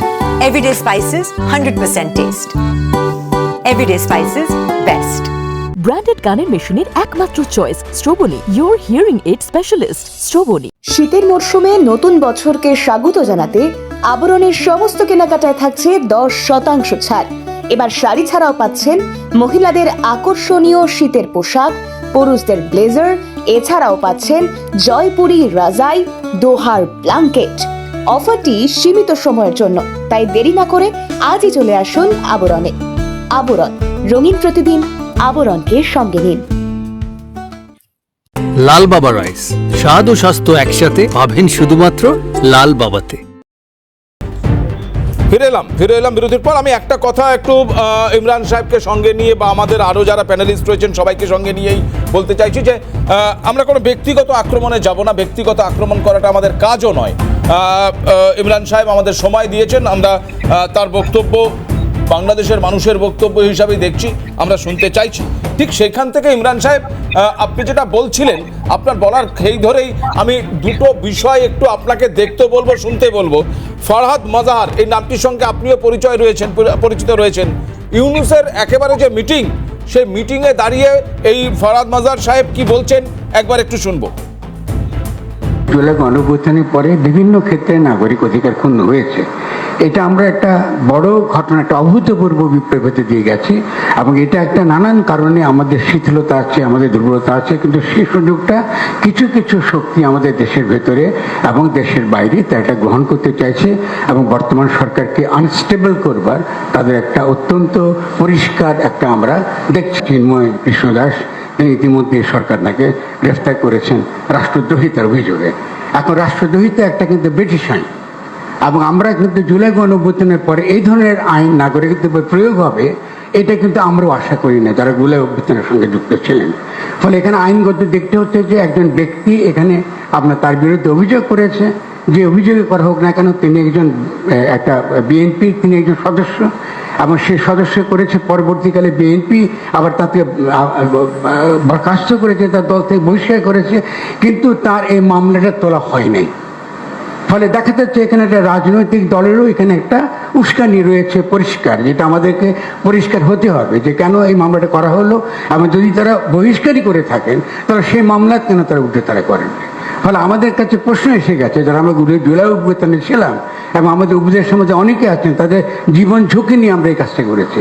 ফলে যারা বাংলাদেশকে অস্থিতিশীল করছে, এটা কিন্তু বাংলাদেশের ভেতরে, আমি কলকাতার কি তাদের যে একটা অত্যন্ত নিম্ন শ্রেণীর আপনি কি বলে গণমাধ্যম কি প্রচার করছে, এটা ইররিলেভেন্ট আমাদের জন্য। ইমরান সাহেব, আপনি শুনলেন যে ফরহাদ মাজার কি বলছেন, এবং এটাকে কি আপনি প্রথম কথা ফেক ভিডিও বলবেন? 1, 2, যদি ফেক ভিডিও না হয়, আজকে 29 তারিখ, আর মাঝখানে 3 দিন বাকি, তারপর 2 তারিখ এই চিন্ময় কৃষ্ণের মানে শুনানি রয়েছে, কিন্তু এখনো পর্যন্ত কোনো আইনজীবী পাওয়া যাচ্ছে না। যে রবীন্দ্রবাবু ওনার পাশে দাঁড়াবার কথা বলেছিলেন, তিনি ভারতে চলে এসেছেন এবং তিনি বলছেন যে ওখানে একের পর এক আইনজীবীর বিরুদ্ধে মামলা দেওয়া হচ্ছে যাতে কেউ চিন্ময় কৃষ্ণের হয়ে আদালতে দাঁড়াতে না পারে। এটা গণতন্ত্র স্থাপন বলছেন? আমি আপনার যেটা ভিডিও দেখেছি ফরহাদ মাজারের, এটা সঠিক ভিডিও, এখানে কোনো ভুল নাই, প্লিজ কারেক্ট। ওকে, তিনি বলছেন নাগরিকদের ক্ষতি হয়েছে। আপনি মানছেন তাহলে নাগরিকদের ক্ষতি হয়েছে? কোন নাগরিকদের ক্ষতি হয়েছে? এখানে শোনেন, শেখ হাসিনার যারা দলে ছিল আওয়ামী লীগের, একটা জিনিস মনে করবেন, আপনার ক্লিয়ার একটা আপনার মেসেজ দিতে হবে, সেটা হলো কেউ যদি আওয়ামী লীগ করে, সে হিন্দু হোক, খ্রিস্টান হোক, মুসলমান হোক, সেটা আলাদা কথা, ধর্ম এখানে কেউ দেখে না। আওয়ামী লীগের যারা অত্যাচার করেছে, অবিচার করেছে, তাদের বিরোধী যারা আছে, যারা ক্ষতিগ্রস্ত হয়েছে ব্যক্তিগতভাবে বা সামগ্রিকভাবে, ব্যবসা, বিভিন্ন ধরনের ক্ষতিগ্রস্ত হয়েছে, তারা মিথ্যা মামলা খেয়েছে, হয়রানিমূলক মামলা হয়েছে, তারা এরকম রিভেঞ্জ দিতে পারে। আর Chinmoy Krishna Das, let me talk. Chinmoy Krishna Das কে? সে অ্যাকচুয়ালি তন্দন কুমার ধর, সে একদম ছাত্রলীগের এক্স কর্মী। কিন্তু এখন আপনারা বলেন তার বিরুদ্ধে তো বলাৎকারের রিপোর্ট আছে, 12টা না 10টা শিশুর বিরুদ্ধে কিশোর বলাৎকার, তাকে বহিষ্কার করেছে ইসকন। তাকে নিয়ে আপনাদের এত বদারেশন কেন? আপনারা ইসকন নিয়ে বদার্ড হন, not this Chinmoy Kumar Das individual. ইসকনের নেতারা পর্যন্ত তাকে, আমরা তো বদার করছি না স্যার, আমি একটু ইন্টারাপ্ট করছি। বদার তো করছেন খোদ ফরহাদ মাজার সাহেব। তিনি বলছেন যে তাকে যে আইনে অ্যারেস্ট করা হয়েছে এটা ব্রিটিশ আইন, এমন আইনে কাকে আমাদের দেশে গ্রেফতার করা হবে আমরা তা ভাবিনি। শেষ করতে দেন, আই এম নট ফিনিশড। এখন শোনেন, একজন ওখানে দেখেন, আপনার একজন লয়ার ছিল, সময়টা সংক্ষিপ্ত করবেন কাইন্ডলি। আপনাকে বুঝতে হবে, একজন লয়ারকে, সরকারি উকিল এপিপি, তাকে মেরে ফেলা হয়েছে এবং নির্মমভাবে মেরে ফেলা হয়েছে। এখন এইটার কারণে অনেকে ভয় পায়, একটা হতে পারে আতঙ্ক সৃষ্টি হয়েছে, আরটা হলো যদি আপনার কেউ চায় তার জন্য কোনো হিন্দু ধরা পড়েনি বলে তাকে উকিল দিবে, দরকার হলে সরকার নিজে উকিল দেবে, সরকারি ভাবে উকিল দেওয়া হবে তাকে। কিন্তু সিচুয়েশনটা এখন এইরকম, মুসলিমরা অ্যারেস্টেড হয়েছে। নরমাল করার জন্য একটু স্লো যেতে হবে, আস্তে ধীরে, মানুষের রাগ প্রশমিত হবে তারপরে। কারণটা হলো কি, আপনি বোঝেন আপনার দেশে কিন্তু অনেক ঘটনা ঘটে, আমরা এটা বলতে পারি। এখন আমরা কিন্তু ওগুলো নিয়ে ইন্টারফেয়ার করি না। একটা জিনিস আমি বলতে পারি, আপনারা ডক্টর ইউনূস আপনাদেরকে ওপেন ইনভাইট করেছে, আপনারা আসেন, your guest, I will make you guest. এই ভাস্করবা বেশ ইমরান সাহেব, আমি আবারও আসবো আপনার কাছে, আসবো আপনার বক্তব্যের প্রেক্ষিতে। দুজন ইতিমধ্যেই আঙুল তুলে রয়েছেন, একজন অমিতাভদা, একজন আর্যদা। আমি অমিতাভদার কাছে আগে যাব, তারপরে আর্যদার কাছে আসছি। অমিতাভদা বলুন। আমি বুঝতে পারছি না মেজর সাহেব যে বক্তব্য রাখছেন, সেই বক্তব্যের শেষ পর্যন্ত সারবটটা কি জায়গায় দাঁড়াচ্ছে। কারণ এটা খুব স্পষ্ট যে বাংলাদেশ কি আওয়ামী লীগের সমর্থকদের বা কর্মীদেরকে রাষ্ট্রীয় শত্রু বলে ঘোষণা করেছে? তাহলে তাদের পাবলিক ট্রায়াল কেন হচ্ছে? যারা আওয়ামী লীগের সমর্থক, মুক্তিযোদ্ধা, তাদের এইভাবে লাঞ্ছনা হচ্ছে কেন? এটা কি ললেসনেস নয়? যদি ললেসনেস কায়েম হয়ে থাকে, পাবলিক ট্রায়াল, এই যে পুলিশের ডেড বডি ঝুলিয়ে দেওয়া হচ্ছে পথের মাঝখানে, এই যা চলছে, এই সমস্তটার উপরে নিয়ন্ত্রণ আছে কি? আর 2 নম্বর কথা হচ্ছে, একই সঙ্গে পরেশ বড়ুয়ার মৃত্যুদণ্ড মুকুব করে দিয়ে ভারতের প্রতি কি বার্তা দিতে চাইল এই বাংলাদেশ, এই সময়ের বাংলাদেশ? এবং আমি তাকে দায়িত্বপূর্ণভাবেই বেঈমান বাংলাদেশ বলছি, নীতিভ্রষ্ট বাংলাদেশ বলছি। এবং একই সঙ্গে তৃতীয়ত আরো একটা প্রশ্ন আপনার কাছে রাখতে চাইছি, যে যদি বুঝতেই পাচ্ছেন পরিস্থিতি এই রকম জায়গায়, নাজুক জায়গায় আছে, এবং আপনাদের কর্তৃপক্ষ হ্যান্ডেল করতে পারছে না, তাহলে নির্বাচন দ্রুত করাচ্ছেন না কেন? চতুর্থত, আপনি শেখ হাসিনার সরকার ব্যবস্থা সম্পর্কে প্রচুর বিষোদ্গার করলেন। আমরা যে সে সম্পর্কে ওয়াকিফাল নই তা নয়, প্রচুর দুর্নীতি হয়েছে, প্রচুর অত্যাচার হয়েছে, এগুলো ঘটনা। কিন্তু সেই দুর্নীতির সিংহভাগ যে সেনাবাহিনীর উচ্চপদস্থ কর্মকর্তাদের পকেটেও গেছে, আপনি অস্বীকার করতে পারেন? বাংলাদেশ সরকারের সেনাবাহিনীর জন্য বরাদ্দকৃত রাশি, প্রশিক্ষণ, প্রযুক্তি ইত্যাদির নামে কোটি কোটি ডলার আপনাদের মতো সেনাকর্তাদের পকেটে গেছে। আপনাদের আঙুল ফুলে কলা গাছ হয়েছে, এটা আপনারা অস্বীকার করতে পারেন? আপনার যিনি সেনাপ্রধান তিনি কি শেখ হাসিনার পরিবারের সঙ্গে কোনোভাবে যুক্ত নন, সম্পর্কিত নন? কিভাবে এই পদে তার একেবারে উত্থান হলো? অমিতাভ দা, অনেকগুলো প্রশ্নের উত্তর মেজর সাহেবকে দিতে হবে। আমি তার সঙ্গে আরেকটা প্রশ্ন একটু মেজর সাহেব আপনাকে যুক্ত করে দিতে চাই অমিতাভ দার কথার খেই ধরে। সেটা হলো যে আপনি বলছেন হাসিনার বিরুদ্ধে কথা বলছেন, কিন্তু হাসিনা বাংলাদেশ থেকে 5ই আগস্ট সেফলি ভারতবর্ষে চলে এলো কি করে? কে বা কারা তাকে সেফলি বাংলাদেশ থেকে ভারতে আসতে সহযোগিতা করলো? বাংলাদেশের সংবাদ মাধ্যমে জানা যাচ্ছে যে যতক্ষণ পর্যন্ত বাংলাদেশের আকাশে হাসিনার বিমানটি ছিল, তার কন্ট্রোল রুম থেকে তার সঙ্গে কোনো কানেক্টিভিটি ছিল না, কানেক্টিভিটি অফ করা ছিল যাতে বিমানের অবস্থান কেউ জানতে না পারে। তাহলে এই সমস্ত কিছু কিভাবে হলো? পাকিস্তানের সেনাপ্রধানের যে প্রেস কনফারেন্স, সেটা প্রথমে দুপুর 2টো, তারপরে দুপুর 3টে, যতক্ষণ না পর্যন্ত শেখ হাসিনা ভারতে পৌঁছলেন ততক্ষণ পর্যন্ত হলো না। পৌঁছানোর পরে প্রধান সাংবাদিক সম্মেলন করছেন। এই টোটাল ব্যাপারটাই বা কি করে সংগঠিত হলো মেজর সাহেব? আচ্ছা, আমি যখন কথা বলবো ওনারা যেন কথা না বলেন। আমি কথা শুনছি, আমি কিন্তু কথা বলিনি। কথা শেষ হলে আপনি কথা বলেন, অসুবিধা নাই। যেটা পাবলিক ট্রায়ালের কথা বলছে উনি, অমিতাভ বাবু, পাবলিক ট্রায়ালটা হয় কি লিমিটেড কিছু লোকের হচ্ছে, ম্যাক্সিমাম পালানো। তারা বাংলাদেশের মধ্যে পালিয়ে আছে, কেউ দেশের বাইরে গেছে, কেউ ভারতে আছে, এবং এদেরকে আমাদেরই আবার লোকজন শেল্টার দিচ্ছে। কারণ আপনি জানেন রাজনৈতিক দল মানে বা নেতা যারা এই দলের বিভিন্ন দলে আছে, এদের কিন্তু আত্মীয়তা আছে, বন্ধুত্ব আছে। একসময় আওয়ামী লীগ যারা করতো এরাই বিএনপি করছে, এবার এখান থেকে আবার কিছু জাতীয় পার্টি হয়েছে। সুতরাং আপনি জামাত বাদ দিলে, যেটু আপনার ইসলামিক দলগুলি বাদ দিলে বিএনপি, আওয়ামী লীগ, জাতীয় পার্টি এরা মোটামুটি একই ঘরানার, এবং এরা আত্মীয় স্বজন, বন্ধু বান্ধব। অনেকে এরা যুদ্ধও করেছে একত্রে, এবং ইন্ডিয়াতেও গিয়েছে, শেল্টার নিয়েছে, যুদ্ধ করেছে। এখন পাবলিক ট্রায়ালগুলি হচ্ছে লিমিটেড কিছু লোকের, সবার ট্রায়াল করা সম্ভব না, কারণ এগুলি মন্ত্রী, উপদেষ্টা বা কিছু এমপি যারা ধরা পড়েছে। এখন পুলিশ যেটা বলেন হ্যাং হয়েছে, পুলিশ ঝুলিয়ে দেওয়া হয়েছে, অ্যাকচুয়ালি পুলিশও আপনারা জানেন না অতটা হয়তো, কারণ আমি তো ভিতরের মানুষ। পুলিশ লাশ পুড়িয়ে দিয়েছে, তা পুলিশ ছাত্রদের লাশ বা আন্দোলনকারীদের লাশ পুড়িয়ে দিয়েছে, আগুন ধরিয়ে দিয়েছে পুলিশ। সুতরাং এটা হয় কি, নির্মমতার ব্যাপারটা হয় কি, এটা আমরা কখনোই সাপোর্ট করি না। বাট যখন মানুষ অত্যাচারিত হয়, মানুষের যখন দেয়াল পিঠ থেকে মানুষের প্রতিশোধ পরায়ণ, প্রতিহিংসা পরায়ণ। সুতরাং পুলিশকে, এরকম কিছু পুলিশ আছে আপনারা জানেন না, এরকম 4 বছরে 5 বছরে একটা বাচ্চাকে গুলি করেছে, ইভেন একটা কোলের শিশুকে গুলি করেছে, ছাদে খেলতেছিল তাকে মারছে। এখন এই ধরনের সেনাকর্তাও দেখেছি যে ওখানে সংখ্যালঘুর পরিবারের উপরে আক্রমণ হচ্ছে, জনতার আক্রোশ আছড়ে পড়ছে, সেই সময় আপনাদের সেনাকর্তারা বাইরে দাঁড়িয়ে তামাশা দেখছেন, সে দৃশ্য তো আমরা দেখেছি। টকিং অ্যাবাউট জুডিশিয়ারি, আমাদের জুডিশিয়ারি কিন্তু আগে ছিল শপথবদ্ধ, তারা বলতো চিফ জাস্টিস এবং তার লোক বলতো আমরা শপথবদ্ধ রাজনীতিবিদ, মানে একটা তারাও দলের লোক। এখন এটা ওপেন বলতো। আপনি জানেন এই শেখ হাসিনা আমলে সিনহা চিফ জাস্টিস ছিল আমাদের, এসকে সিনহা একটা সঠিক রায় দিয়েছিল, যেটা প্রভাবিত হয় নাই, যে রাজনৈতিক ভাবে প্রভাবিত একটা রায় লিখেছিল, খালি আউট হয়েছে। তারপর সিনহাকে মেজর সাহেব আপনি পরিষ্কার এই প্রশ্নের উত্তর দিন। হাসিনাকে বাংলাদেশ থেকে ভারতে ডিসপ্যাচ করার ক্ষেত্রে সহযোগিতা কে বা কারা করবে? যদি হাসিনা আপনাদের সবার চক্ষুশূল হয়, তাকে এখানে কি শেখ হাসিনা 15 বছর একটা দেশ চালিয়েছে, ভালো চালাক খারাপ চালাক চালিয়েছে, তো বৈধভাবে হোক অবৈধ চালিয়েছে না। সুতরাং এখানে তার আমলার আছে না, তার বেসামরিক সামরিক আমলার আছে না, তার নিজস্ব লোক আছে না, তার বসঙ্গত লোক আছে না, কেন থাকবে না? কারণ তারা অনেক সুবিধাও পেয়েছে।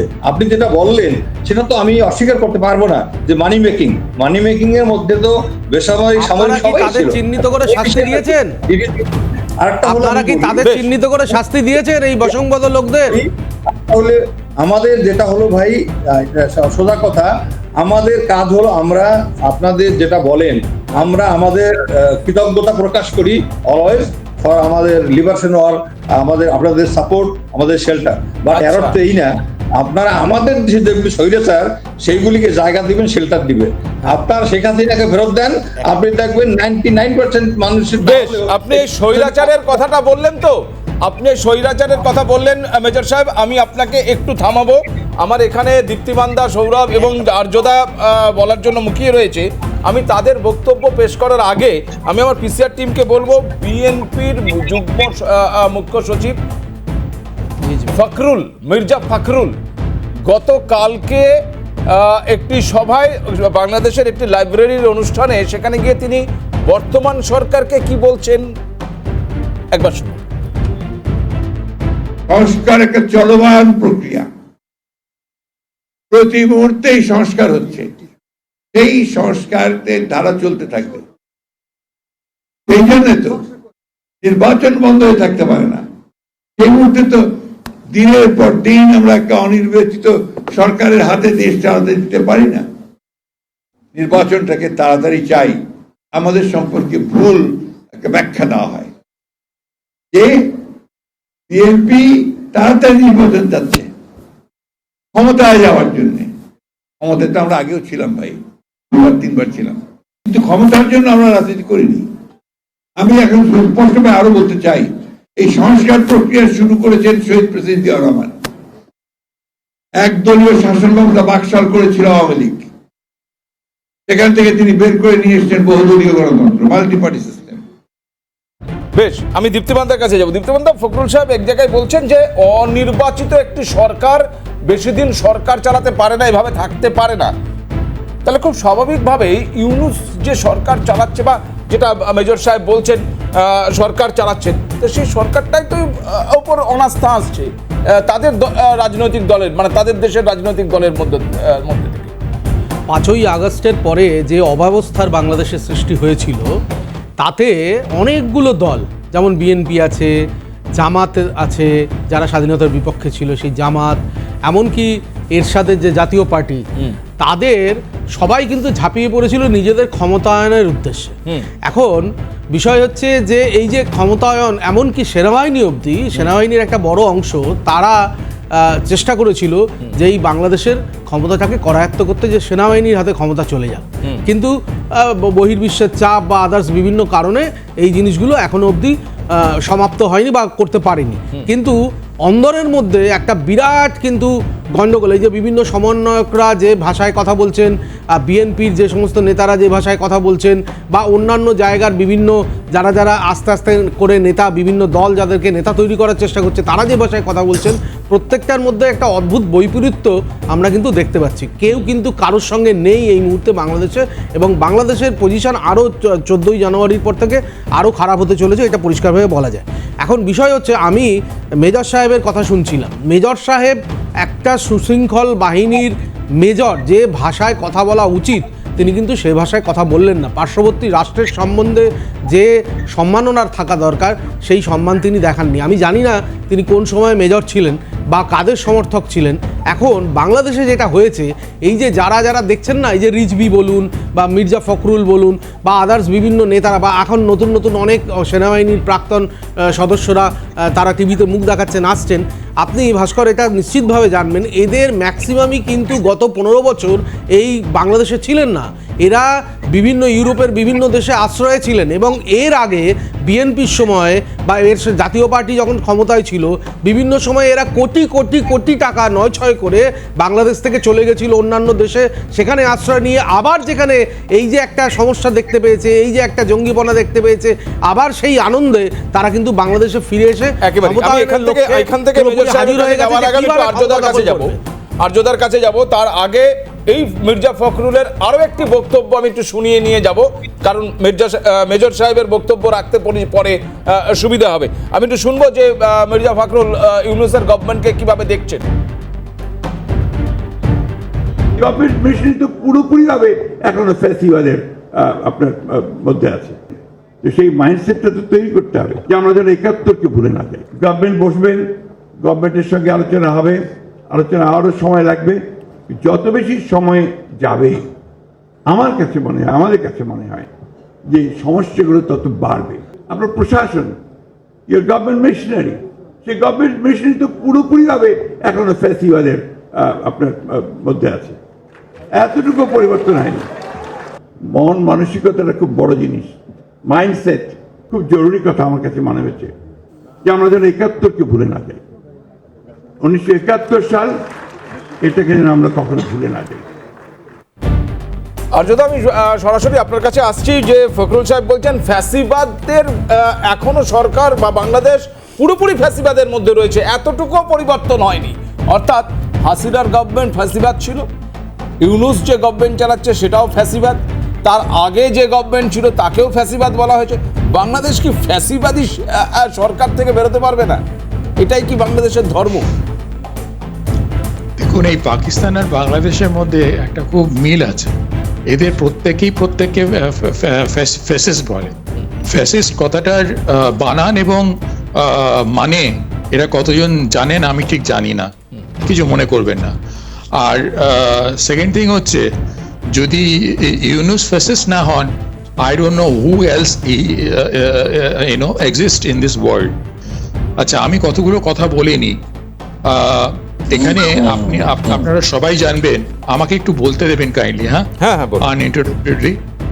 প্রথম কথা হচ্ছে, মেজর জানেন কিনা জানি না, যিনি নিজেকে মুক্তিযোদ্ধা হিসেবে দাবি করেন,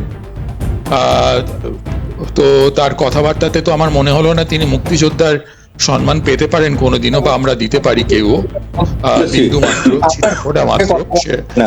এবং আপনাদের এই যে বাংলাদেশ ইনভেশন, তার জন্য সেখানে যে মানুষরা অত্যাচারিত হচ্ছিল, সেখানে আপনার এইটা শুরু হয়ে যেত মার্চ 1971-এ। ভারত এন্ট্রি করতে পারত, কিন্তু জেনারেল মানেকশ সেটা পেছান, এবং তার মধ্যেই পাকিস্তান আর্মি কিন্তু ওই মানে যারা নাজি ছিল তাদের যে অত্যাচার ছিল, তাদের কয়েক হাজার গুণ বেশি অত্যাচার করেছিল। নাজিদের ওই মানে অত্যাচারটা তারা ধূলিসাৎ করে দিয়েছিল in the history of the world. তো সেটা একটা ব্যাপার। এবারে আমি একটা জিনিসে আসি। এখন আমরা অনেকেই কথা বলছি যে এই stoppage of supply of essential commodities, সেইগুলো বাংলাদেশে বন্ধ করলে কি হবে? আমার মতে এটা কোনো ওয়ে আউটই নয়। ওখানে তখন কি হবে জানেন? সেটা হচ্ছে যে ওখানে যারা বেশি করে সাফার করবেন তারা হিন্দু এবং অন্যান্য মাইনরিটিসরা, এবং তাদের ওপর যে অত্যাচার হচ্ছে, এমনিতেই তাদের ঘর লুটপাট, সম্ভ্রম, সমস্ত কিছু লুটপাট করা হচ্ছে, জ্বালিয়ে দেওয়া হচ্ছে প্রকাশ্যে। কোনো প্রফেশনাল মিলিটারি ফোর্স এটা দাঁড়িয়ে দাঁড়িয়ে দেখতে পারে না। অতএব দে আর জাস্ট স্টুজেস অফ দিস অকুপায়ার, দখলদারদের স্টুজ একদম। তো সেখানে তাদের গয়না গাটি লুট হবে, বাড়িঘর দরের আর যার সম্পত্তি আছে লুট হবে, তার সেই টাকায় যা পাওয়া যায় তা দিয়ে কোনো রকমে ওই কোনো হয়তো ওই ভেজিটেবলস ইত্যাদি ব্যবস্থা করবেন। এরপরে আমি আসি অনুপ চেটিয়ার কথায়। অনুপ চেটিয়া আলফা বা উলফার, যার সঙ্গে বেশ নিবিড় সম্পর্ক ছিল বাংলাদেশে, তিনি নিজে কি বলেছেন? তিনি নিজে বাংলাদেশে বিবাহ করেছেন, তার ফ্যামিলি বাংলাদেশে। তো তিনি সেই অবস্থায় বলছেন, ভারত সরকারকে সতর্ক করছেন বারবার বা এই বাংলাদেশি আগ্রাসন সম্বন্ধে। আমি বাংলাদেশি আগ্রাসনটাকে কেন মানে গুরুত্ব দিচ্ছি? Because Bangladesh is driven now is being driven by Pakistan, absolutely, and I mean একদম ধ্রুব সত্য হলো, ইউনিভার্সাল ট্রুথ হলো, it is being run by Pakistan. তো সেইখানে পাকিস্তানের আইএসআইয়ের যে চালগুলো, আইএসআইয়ের যে মোটিভসগুলো, সেগুলো খুব সাংঘাতিক। সেই জন্য আমাদেরকে তৈরি থাকতে হবে, নয়তো পশ্চিমবঙ্গ, আমি এটা রিপিট করছি যে এদের উদ্দেশ্যই হচ্ছে পশ্চিমবঙ্গ, যেহেতু আমাদের এই 4000 অড কিলোমিটার যে টোটাল বর্ডার আমরা শেয়ার করি বাংলাদেশের সঙ্গে, তার থেকে অর্ধেকের কিছু বেশি, অ্যারাউন্ড 2200 সামথিং কিলোমিটার আমরা শেয়ার করি বাংলাদেশের সঙ্গে। এই পশ্চিমবঙ্গ এবং বাংলাদেশের মধ্যে একটা ইসরায়েল আর গাজার মতন পরিস্থিতির সৃষ্টি হবার খুব সম্ভাবনা রয়েছে। তারপরে আমি আসি, এখানে যে এক্সপ্লোসিভ গুলো জাহাজে করে নিয়ে আসা হচ্ছে, আপনি একটা জিনিস জানবেন, আইএসআই প্রথম জিনিস হচ্ছে যে কোনো দেশেরই সেক্ষেত্রে ডিসেপশন। তো ডিসেপশন, ওখানে যে এক্সপ্লোসিভ উপরে যে লেভেলটা লেখা রয়েছে, আপনারা দেখবেন সেসমিক, ওটা দিয়ে বেসিক্যালি খনন কার্য ইত্যাদির কাজে লাগে, সেইটা ওটা পাঠাচ্ছে। ইন্ট্রিগিং ব্যাপারটা দেখুন, ওখানে বাংলাদেশ নেভি নামকা ওয়াস্তে এগুলো সমস্ত আইএসের প্ল্যান, আমি আপনাকে একদম নিশ্চিত করে বলে দিচ্ছি। ওরা আটকালো কিছুক্ষণের জন্য, করে ছেড়ে দিল। কাদের উদ্দেশ্যে ছাড়লো? রিসিভারকে কেউ কিচ্ছু জানা নেই আমাদের।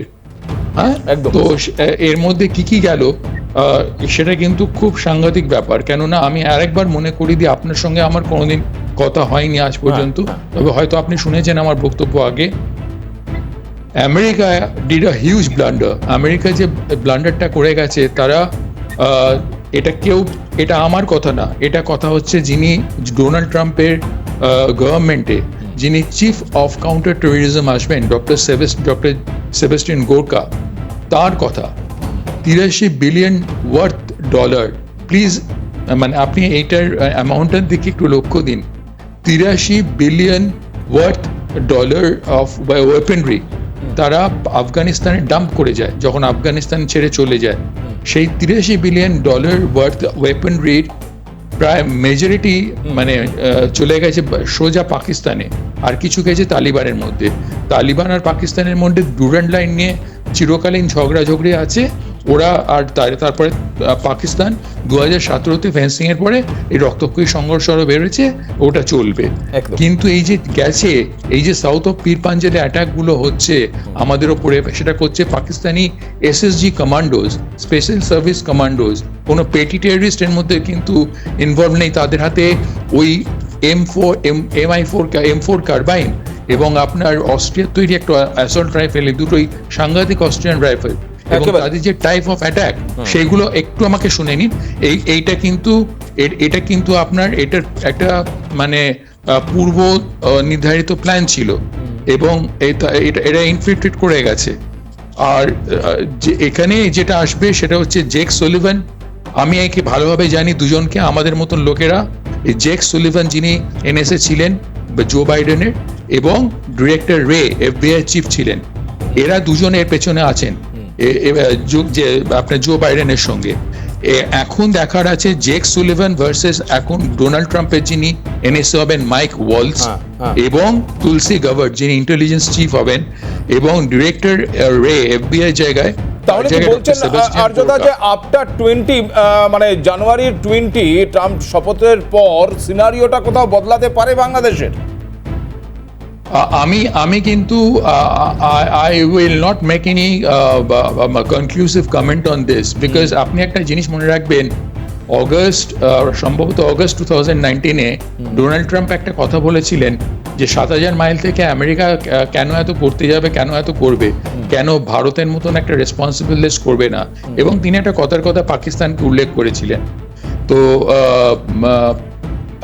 উনি এটা মানে ভারতের ওপরে চাপানোর চেষ্টা করবেন, এরকম একটা সম্ভাবনা থেকেই যাচ্ছে। যে আপনারা দেখুন, আর এখানে আমেরিকা যদি এয়ারবেস করতে চায়, আমি যেটা কথাটা বারবার বলছি, Saint Martin Island will be a flash point.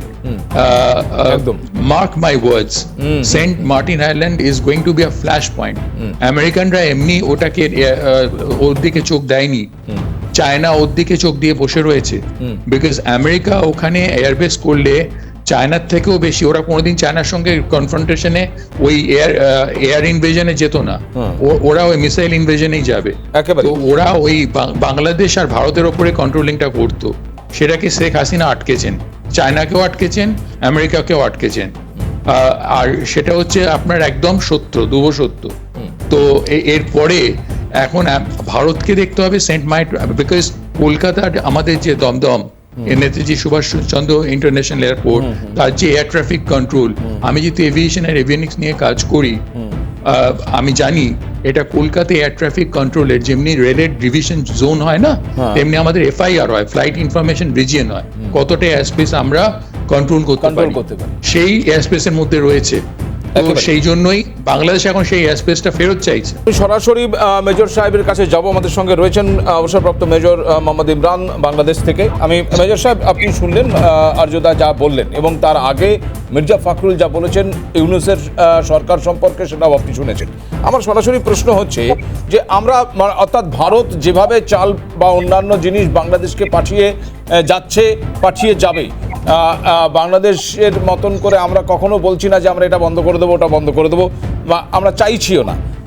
কিন্তু ঘটনা হচ্ছে যেভাবে পাকিস্তানের সহযোগিতায় আইএসআই এর মাধ্যম দিয়ে বাংলাদেশ এই মুহূর্তে ভারতবর্ষে আগ্রাসন নীতি চালাতে চাইছে, যেটা একটু আগেই আর্যদা অভিযোগ করছিলেন, সেটা কি বন্ধ করা উচিত নয় বলে আপনি মনে করেন? আপনারা যাই বলেন, আপনাদের সমস্যাটা হলো এটাই, you come to a conclusion and you throw a question. This is very unfair, number one. আরেকটা হলো আপনার টাইম যেটা বরাদ্দ ম্যানেজমেন্ট আমার সাথে এবং আপনার 4 জন যারা আছে বা 3 জন, তাদের সাথে কিন্তু রেশনাল না। তারা বলে যাচ্ছে 10 মিনিট, আমাকে দেন 2 মিনিট। আবার আপনি বলুন, আপনাকে আমি 3 মিনিট সময় দিলাম, বলুন। আমার হাতে সময় 5 মিনিট, 3 মিনিট আপনাকে দিলাম।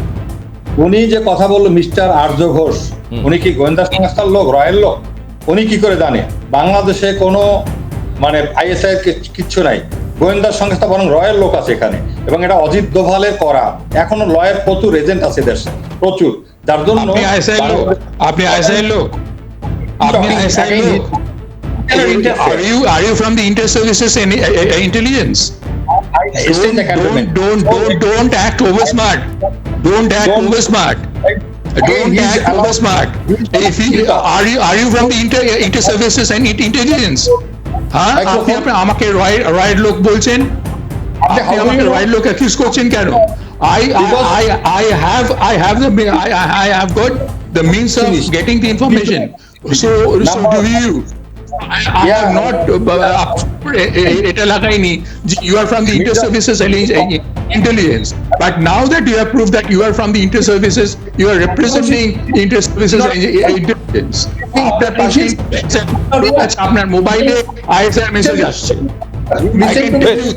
বেশ আর্যদা, আর্যবাবু, উনি রাজাকারদের লোক, উনি রাজাকারদের বংশধর, রাজাকারদের লোক, ওই জন্য ওই ভাষায় কথা বলছেন। উনি পাকিস্তান সমর্থন পুষ্ট রাজাকারদের লোক।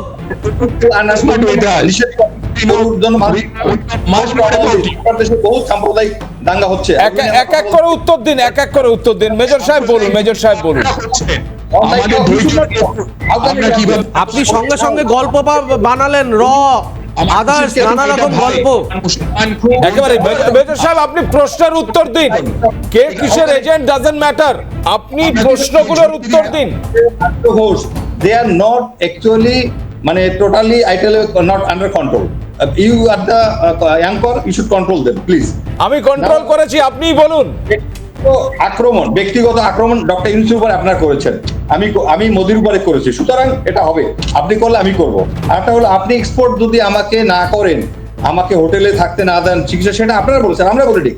আমাদের লোকজন বরং ইন্ডিয়াতে গিয়ে বলছে হ্যাঁ তারা স্বল্প পয়সায় ওখানে চিকিৎসা করতে পারে এবং ল্যাঙ্গুয়েজের অনেক সুবিধা আছে, অনেক একটা পরিচিতি আছে দীর্ঘদিনের সম্পর্ক। আর দেশে ফিরে গিয়ে প্রধানমন্ত্রী সম্পর্কে বাজে কথা বলেন আপনারা, দেশে ফিরে গিয়ে ভারতবর্ষকে গালাগালি দেন আপনারা। আপনাদের বেঈমান বলবে না কাদের বলবে? আপনাদের বেঈমান বলবে না কাদের বলবে? ভারতবর্ষ থেকে সমস্ত পরিষেবা নেন, দেশে ফিরে গিয়ে ভারতবর্ষ সম্পর্কে বিষোদ্গার করেন। না না, আরে আপনি রাজাকারদের ভাষায় কথা বলছেন, আপনি একজনের যুক্তিগ্রাহ্য কথাকে বলছেন রয়ের এজেন্ট, আপনি রাজাকারদের ভাষায় কথা বলছেন। সোজাসুজি উনি বললেন কথাটা। বেশ হাতের সময় খুব কম মেজর সাহেব, হাতের সময় খুব কম। I am telling you on open television. It will be shared with all proper authorities. যেমন দীপ্তিমান বসু আছে, ফখরুল সাহেব বিএনপি অপমান করেছেন এর সাথে আমরা এগুলি নিয়ে বদার্ড না, কারণ আমাদের general mass we are very. আপনারা কোন কিছু নিয়ে পালিয়ে যাবেন, 1 মাস পরে বাংলাদেশ ছেড়ে পালিয়ে যাবেন। এক মাস পরে আপনি বাংলাদেশ ছেড়ে পালিয়ে যাবেন, বাংলাদেশের যে অবস্থা হতে চলেছে আমি বলে রাখলাম মেজর সাহেব। আপনারা শুধু এক ভারত মাস পরে বিদ্বেষে বাংলাদেশ মজা ছেড়ে করছেন। ইউরোপে পালিয়ে যাবেন। ভারত বিদ্বেষ হলেই আপনারা সেটাকে ঠিক বলে মনোনীত করছেন, তাই তো? ক্ষমতায় যাওয়ার জন্য। সুতরাং যেটা মির্জা ফখরুল বলেছে এটা হলো পলিটিক্যাল কথাবার্তা। উনি রাজনীতি করে কি খাওয়া খেতে নাকি? ওনারা তো ক্ষমতায় যাওয়ার জন্যই করে। ওনারা গেলে কি চুরি চামারি করবে না? কিন্তু all politicians are corrupted. আপনাদের Adani is not making money. Adani has made huge of money. সুতরাং বাংলাদেশের বিদ্যুৎ আপনারা নিচ্ছেন।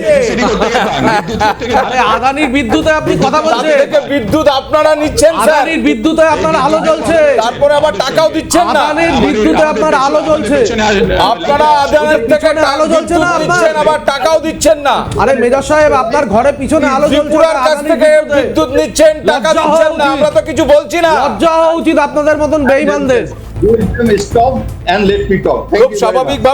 খুব স্বাভাবিকভাবেই আমাকে আমার আজকের অনুষ্ঠানের সানডে এডিটোরিয়াল রেস্ট আনতে হবে। মেজর ইমরান, আপনাকে অসংখ্য ধন্যবাদ আমাদের সময় দেওয়ার জন্য। সৌরভ, দীপ্তিমানদা এবং আর্যদা, আপনাদের তিনজনকে অসংখ্য ধন্যবাদ আমাদের সঙ্গে থাকবার জন্য। অমিতাভদাও ছিলেন, তাকেও ধন্যবাদ।